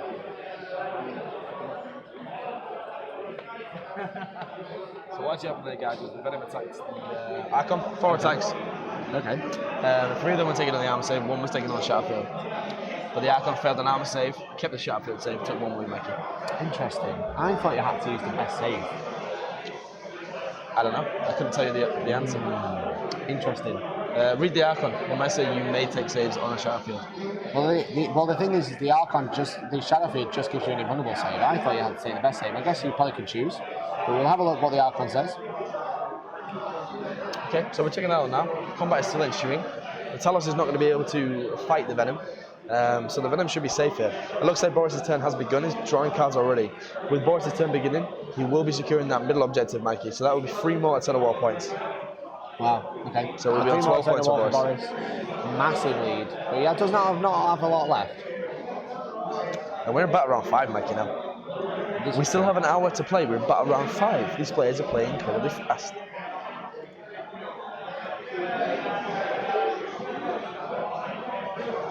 Perfect. Good update there. So we're just taking this Archon, finding out if we can.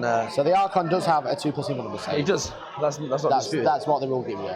So Shaggy, if you could just confirm to me, we currently have Boris sat on 12 primary points. Yeah, we have Boris sat on 5 secondary points, and we have Boris sat on 1 tertiary point. So first strike, and then we have Ben himself sat on 3 primary points, and then 0 secondary points and 0 tertiary points. Okay, so the points on the board that you see now, guys, on the left-hand side are perfectly accurate. We have an hour left to play, 54 minutes left to play to be precise. We're in battle round 5. Excuse the text at the top of the screen, that will be edited very, very shortly. We're in game 6 of the Gibraltar Grand Tournament. We're live across 3 platforms this weekend, guys, okay? We're live on SM Battle Reports Facebook page. We do beautiful White Dwarf style old battle reports. You can check them on their website, smbattlereports.com. We're live on our own YouTube channel, which is www.youtube.com/Hellstorm Wargaming and twitch.tv/Hellstorm Wargaming. If you are tuning in, guys, make sure you're interacting in the chat. It's great to see how you come. The players are just deliberating if there's any way Ben can actually get back into this game now, guys. Very interesting point. Ben is hopeful, apparently, which is great to hear. I think he's still in quite strong position. So just check the rules. Page 7 in the rules, it says you can choose which save you'd like to make. Confurioso, you absolute legend. I was never going to find that. So thank you, brother. And that's why he's a moderator or a subscriber. Does that mean subscriber does not start? The star means a subscriber. The sword means a moderator. He fights off the trolls with that sword. Wow.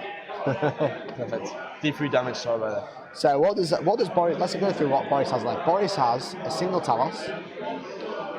Let's line that up. Yep. A single Talos that has 4 wounds remaining. 3 wounds remaining. Wow.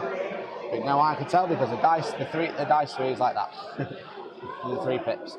He has a couple of characters locked around here, an Archon and an Homunculus. He also has a Void Raven Bomber. That is all, and the 3 units of Rax, obviously. He has a unit of Rax, another unit of Rax, and a unit of Rax. So that is what Boris has left currently. Was that 90 Boris? What do you mean 90 Boris?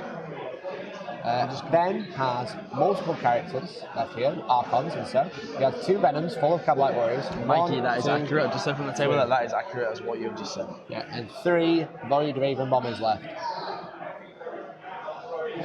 have been informed that Mr. Stephen Pardo is watching the stream from the bathroom. He said there's a picture of his underpants around his ankles. Fantastic, Mr. Pardo. That is the leader, him with, I don't know who's actually fully in charge of SM Battle Reports, but Pardo is one of the main ones. Yes. He is in charge of SM Battle Reports, and we have a picture of his underwear. Yes, we do. So Bobby Holtz just questioned, was that a 90-degree pivot? We do have a TO sat with him at the table. The TO has not noticed that. Yeah. Neither of the players have noticed that. I personally didn't watch the stream at that point in time, so I couldn't tell. It was kind of around here at the time, or maybe here, so it must have just turned that way. Okay. We'll check the board, I guess, but both players are content with how that's going on. Yeah. So that's commitment from Pardo. That is commitment. He doesn't want to miss any of the action, just like you guys don't need to miss any action. SM Battle Reports for no reason, guys. Exactly. The S stands for Stephen, and the N stands for Nick, who was on the stream yesterday. Yes, he was. Big update coming from the table, guys. But that's the thing, you don't want to miss any of the action because this is the grand final of the grand tournament, round 6 of the 6-round event. A little retcon here, Mikey, from the table. Yeah. We just looked at Ben's cards from the previous turn. Ben has just scored Big Game Hunter. We didn't notice that before. So Ben has 1 secondary point, Mikey. And also, if we could update the battle round at the top of that stream, that would be perfect. We're currently in battle round 5, guys. So if we don't roll high enough here, the battle could end at the end of this round. Yeah, it is currently Boris' turn 5. We do have Ben's turn 5 coming up. So this is what's referred to as the top of battle round 5. Yeah. The bottom would be the second player's turn. Yeah, exactly. There we go. It was more than 90-degree, move it slightly first. Cool. Contention. If you can Twitch clip that, there you go. Wow. So it seems like Boris might have turned that a little bit more than 90. Would it make a difference at this point?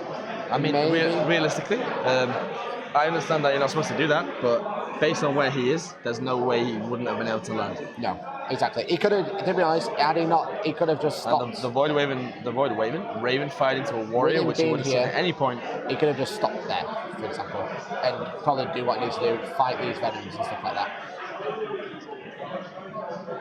Okay, so he's actually fired everything into the warrior because he doesn't want to blow a venom up to get the warriors out to prevent the charge into the wall of Mikey. As you can see here, sorry, I just threw my pen at you, I do apologise. We do have the Archon wall with a little red dice. This one here? This one here, and he wants to be charged by the Talos. And Boris was cautious of blowing a venom up, so they couldn't get in front of the Archon and stop Boris from charging the exactly. He doesn't want to use the Cabalites and make a wall in the way, right? So Archon to Archon action, we have some here, Mikey, going on. That's a charge made, successful, 11 rolled. Yeah. So basically he said he should be on the helipad, not a big difference. So we could probably do with another TO watching this game constantly, but there you go. Talos is charging as well. Yeah, it might just be an honest mistake. He failed the first charge, re-roll with obviously the part from pain table. Successful charge made. Obviously both players helping to route, moving through the gap. Remember, you can't fly over the gap, you have to move through the gap now based on the FAQ. So plenty of space to fit through that gap. Here we go, we're fighting the Archon wall over here, guys. Yeah, it is battle round 5, so the Talos can ignore damage on the 6. And has no shatters field. Shaggy says he's kind of effed, guys. He's kind of we'll soon find out what happens. It looks like this is the Archon potentially. Oh, this is just the macro scalpel. I'm not sure what this is. It'll be macro scalpels for 2 damage, right? Okay, let's see what happens. That is Warlord. That is Warlord to Boris. That is the dead Warlord. And interestingly as well, if this game ends at round 5, Mikey, and he doesn't shift that Talos and that Archon from there, it will be Linebreaker as well. So a full house for the tertiary for Boris. Yeah, exactly.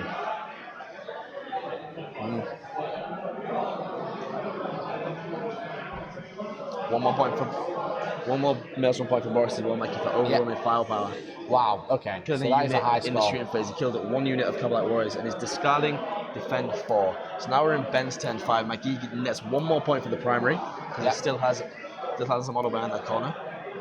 And Boris has decided that Ben would keep secure objective 5, which is basically impossible to be scored at this point. We're measuring some range from these flyers. We're about to move some of these flyers. Objective 5 is right here. As we already noted. So we're in Ben's movement phase now, guys. We're going to see where these flyers go. Yeah, exactly. So he gains 1 more point. We're just working out the score for the rest of the handshake. There's the handshake. So that is the end of the game. The players embrace. It's a lovely sight, Mikey. It's a lovely sight. The players embrace. There you go. They're the 2 players. That's Ben on the left. And we have Stu there looking rather confused there. He doesn't realize the camera is on. Stu, play with it. Stu, stop playing your belt. You're on camera, brother. He's confused at this point. He's not sure what's happening. He turns around. There's Shaggy. Swinging it out. So there we go. We'll cut back to us now, and there we have it. That was the grand final of the grand tournament for the Gibraltar GT in Gibraltar. So it looks like Boris has gone 6 wins and will be taking home this trophy, as it says on there. So that is a 32-0 for Boris, guys. Yeah, Gibraltar GT champion. Interesting stuff. There may be some possibility that someone will leapfrog him. Probably not now because he scored a big 32-0. So he's got the major victory on the primary, the major victory on the secondary, and the major victory on the tertiary. Exactly. That flies him ahead of all the competition. Yep. And so because there was no draw, no one will be able to leapfrog him. Soft score shouldn't drag him behind because he did score lots of points. His army's painting nicely and he's a very nice guy. He is a super good dude. Very nice dude. He actually owns Bad Moon Cafe in London, so he does. check it out if you're local. But nothing but nice words about him and the way he plays this weekend. Yeah, exactly. It's great to hear. Exactly. Hopefully we'll be able to grab an interview with both players because that was an absolutely fantastic game. Yeah, We'll catch up with Stephen Pardo if we can because we'd love to get an interview. He might still be on the toilet, Mikey. Yeah, he's not. I can see him. Okay. As much as you can see him, he's too short. Well, there you go. That was the grand final. Congratulations to Boris Beachhead. Well done, Boris Beachhead. And it is coming home. Warhammer's coming home. It's coming. Interestingly, actually, Boris said before this event he's going to win the event, and he's done exactly that. He said to me he's going to win 2 majors in 1 week. Yeah, so he's actually attending our event next week, the Hellstorm, Into the Hellstorm 2. Yeah. He's taking a very similar list, and we'll see what happens. Yeah. So just so you guys know, we're just preparing the interview. You can check the SN Battle Reports page out. They do the classic White Dwarf style battle reports on snbattlereports.com. They sure do. Obviously, we've been live this weekend over our own Twitch and YouTube channels. Check us out on YouTube. We have our own website as well for exclusive content. There's Mr. Shaggy. Shaggy is here. Mr. Shaggy. You did a fantastic job, dude. It was awesome. It was an amazing game. That's what we can Boris say. played very, very well. He did, Very, very well. So, Say hi to the stream, Shaggy. hi everybody. So this is Shaggy. He's been the reporter at the table for the entire event. It was a fantastic game. Doing great stuff. He's been in my ear for the entire event, giving me information. he's been pointing his magic finger absolutely everywhere, doing the Mission Impossible. Keep it away from me now. So when Boris returns, Boris has returned. He's just behind Pardo. We're going to hopefully do a bit of an Looks like the interview. interview will come soon. And we're going to be talking to the players about how it went, how they feel, and maybe how Boris feels. Because we're not going to be able to do the awards, sadly, because there's lots of games still being played. But we have been live for about 18 hours. How do you feel, Mikey? I am tired, mate. But I'm a bit I am tired. so pumped. You know, I'm getting Okay. I've got the second win, right? So I've actually had an amazing. So both players weekend. are almost ready for this interview, Mikey. I've had an amazing weekend, right? This is the first event we've ever streamed together. Yep. The first event we've streamed at on Hellstorm Wargaming. Yep. And we're going to finish it off with a fantastic interview. Don't you worry, Pardo, I will sort that out for you. We're going to cut to Mr. Stephen Pardo right now. Okay, guys, so we have Ben Jones here and Boris again. The game has just finished. Boris has actually got max points on this game, so 32-0. We're just going to, again, talk about the game a bit, talk about what happened, talked about the turns that really changed the game. I know Boris has actually won it through a couple of, quite a lot of points, actually. And me and Boris were actually talking about the game. In the interview beforehand, we were mentioning that his list was quite a optimized list against your list as well. So we're a bit of a surprise. I'm going to start with Ben, if you don't mind. So Ben, you've enjoyed all your games up to now. You've won them all. This was your last game. It's still a good So game. yeah, That's how they go, you know. So Boris got first turn and took the middle objective, and then everything in the Coven army is so tough. I had to throw everything in to try and kill it.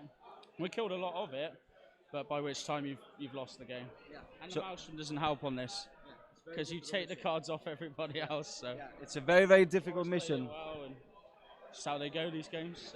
So it's a very difficult mission, like I explained before on the live stream, and I was doing all the updates. It's the Visions of Victory.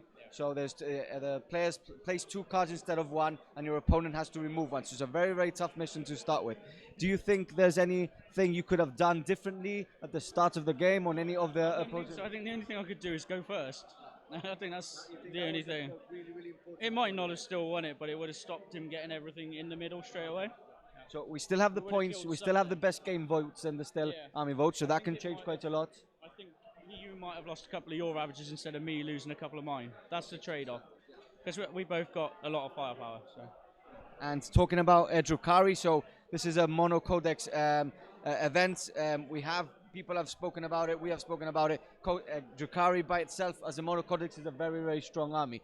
Both of you had different lists, differently. So how, apart from other, let's talk a bit about the other games. So do you think the Drukhari and your army is very fast? So there's a lot of objectives on the table. This mission's Maelstrom doesn't help because you take the cards off your opponent, but Venom's move 16, your boards are amazing here, so they're so small they can hide. Line of sight blocking floors. Some games I domination turn to with the Venoms. You know what I mean? It's Did you have any other tough games apart from this one? Anything that you think like? Death Guard was tough.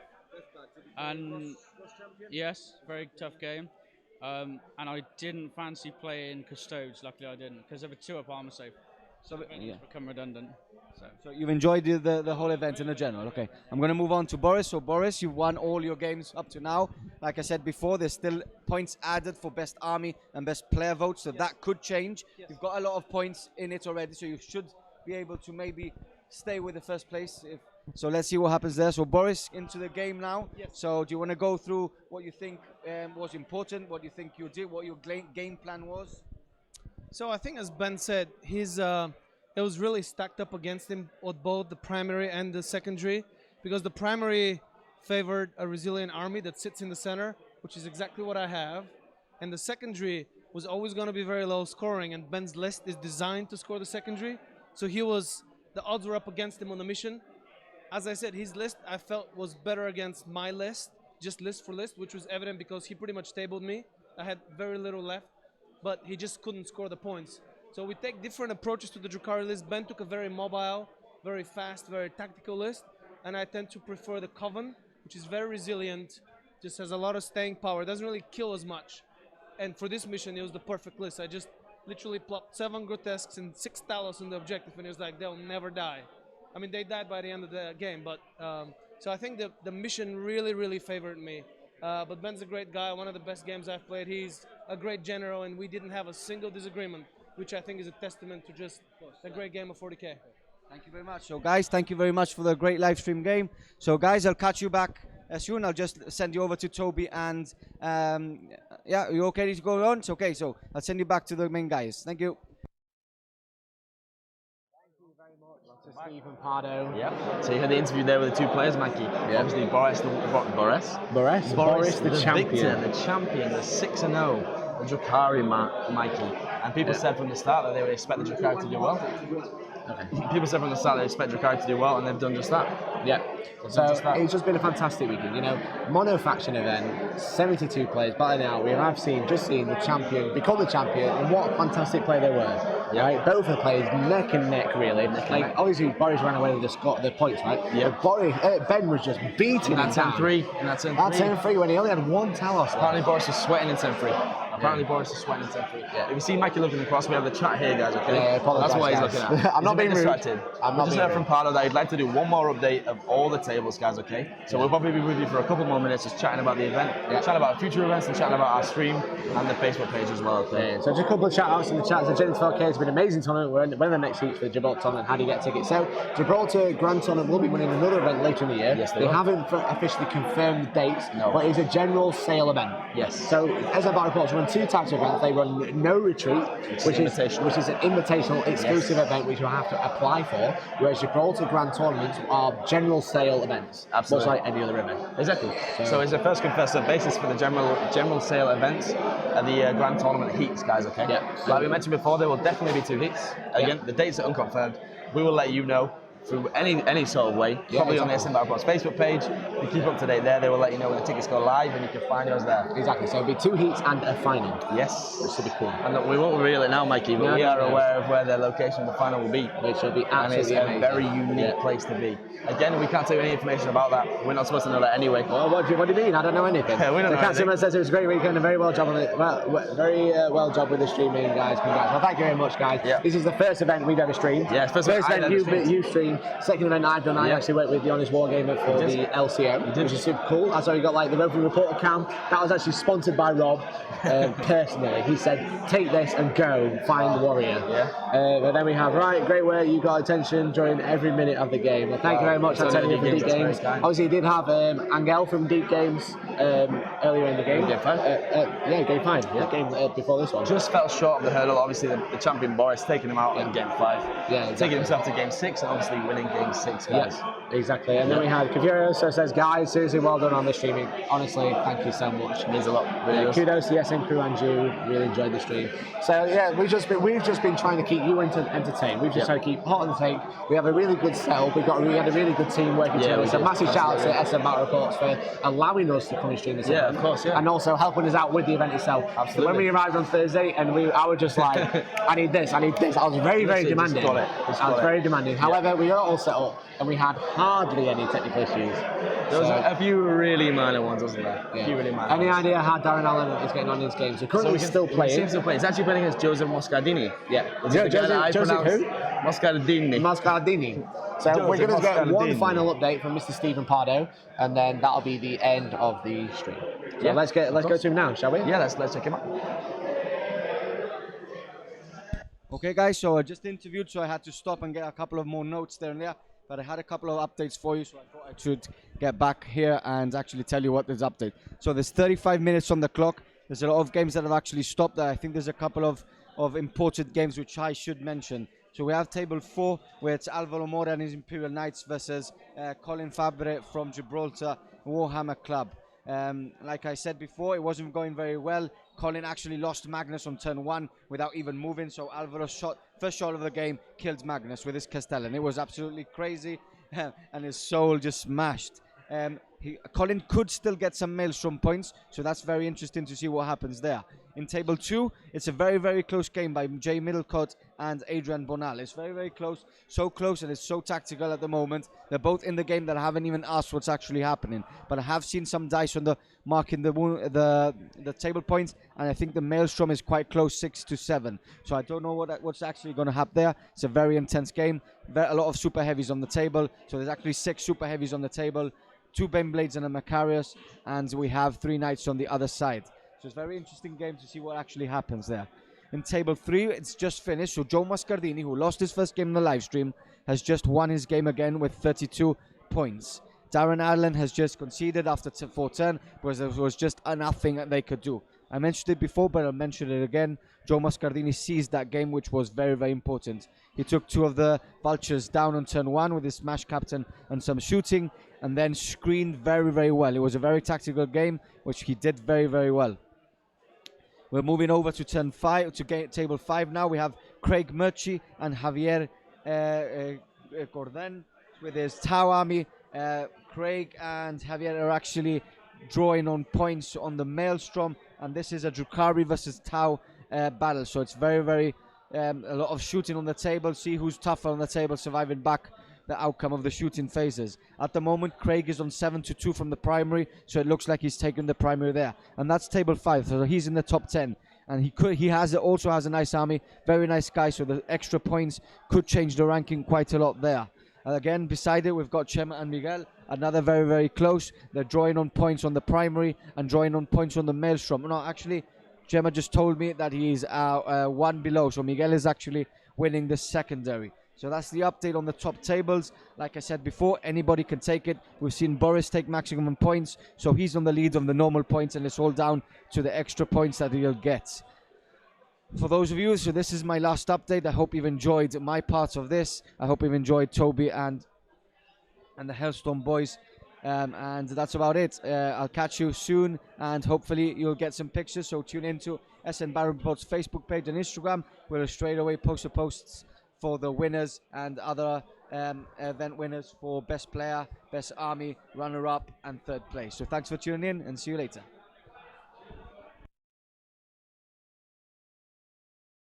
Guys, thank you very much to Stephen Pardo for that final update of the Gibraltar Grand Tournament. Yeah, it's over, Matthew. It's nearly over for everyone else, but we do know you guys and you guys know who's won. Yeah, we know. No one else at the event does. So, That's a good point. so it's actually, you've got the inside intel. You already know who's won it, and no one else who's playing does. They're all busy. So we've had 6 amazing games on the stream. 9 different codexes represented on stream, Mikey. That's amazing. 9 different codexes on stream. Yeah. Again, as we said, this is our first event we've ever streamed. Yep. I want to say a massive shout out to everyone in the chat who's been able to been watching the event with us, supporting us with all the donations, the subscriptions, the hosts, everything. It's been absolutely crazy. So I just want to say personally, from the bottom of my heart, massive thank you for supporting us through this. Absolutely. A massive shout out to SM Battle Reports for allowing us to come and stream this event for them. Yep. I can feel also, because you plan to stream in Hellstorm too. We are asking some guys to come and stream that event for us, but we'll have to confirm that next week. Confirm that next week. Yeah, so we'll call it there. We're going to call it there. So that's it.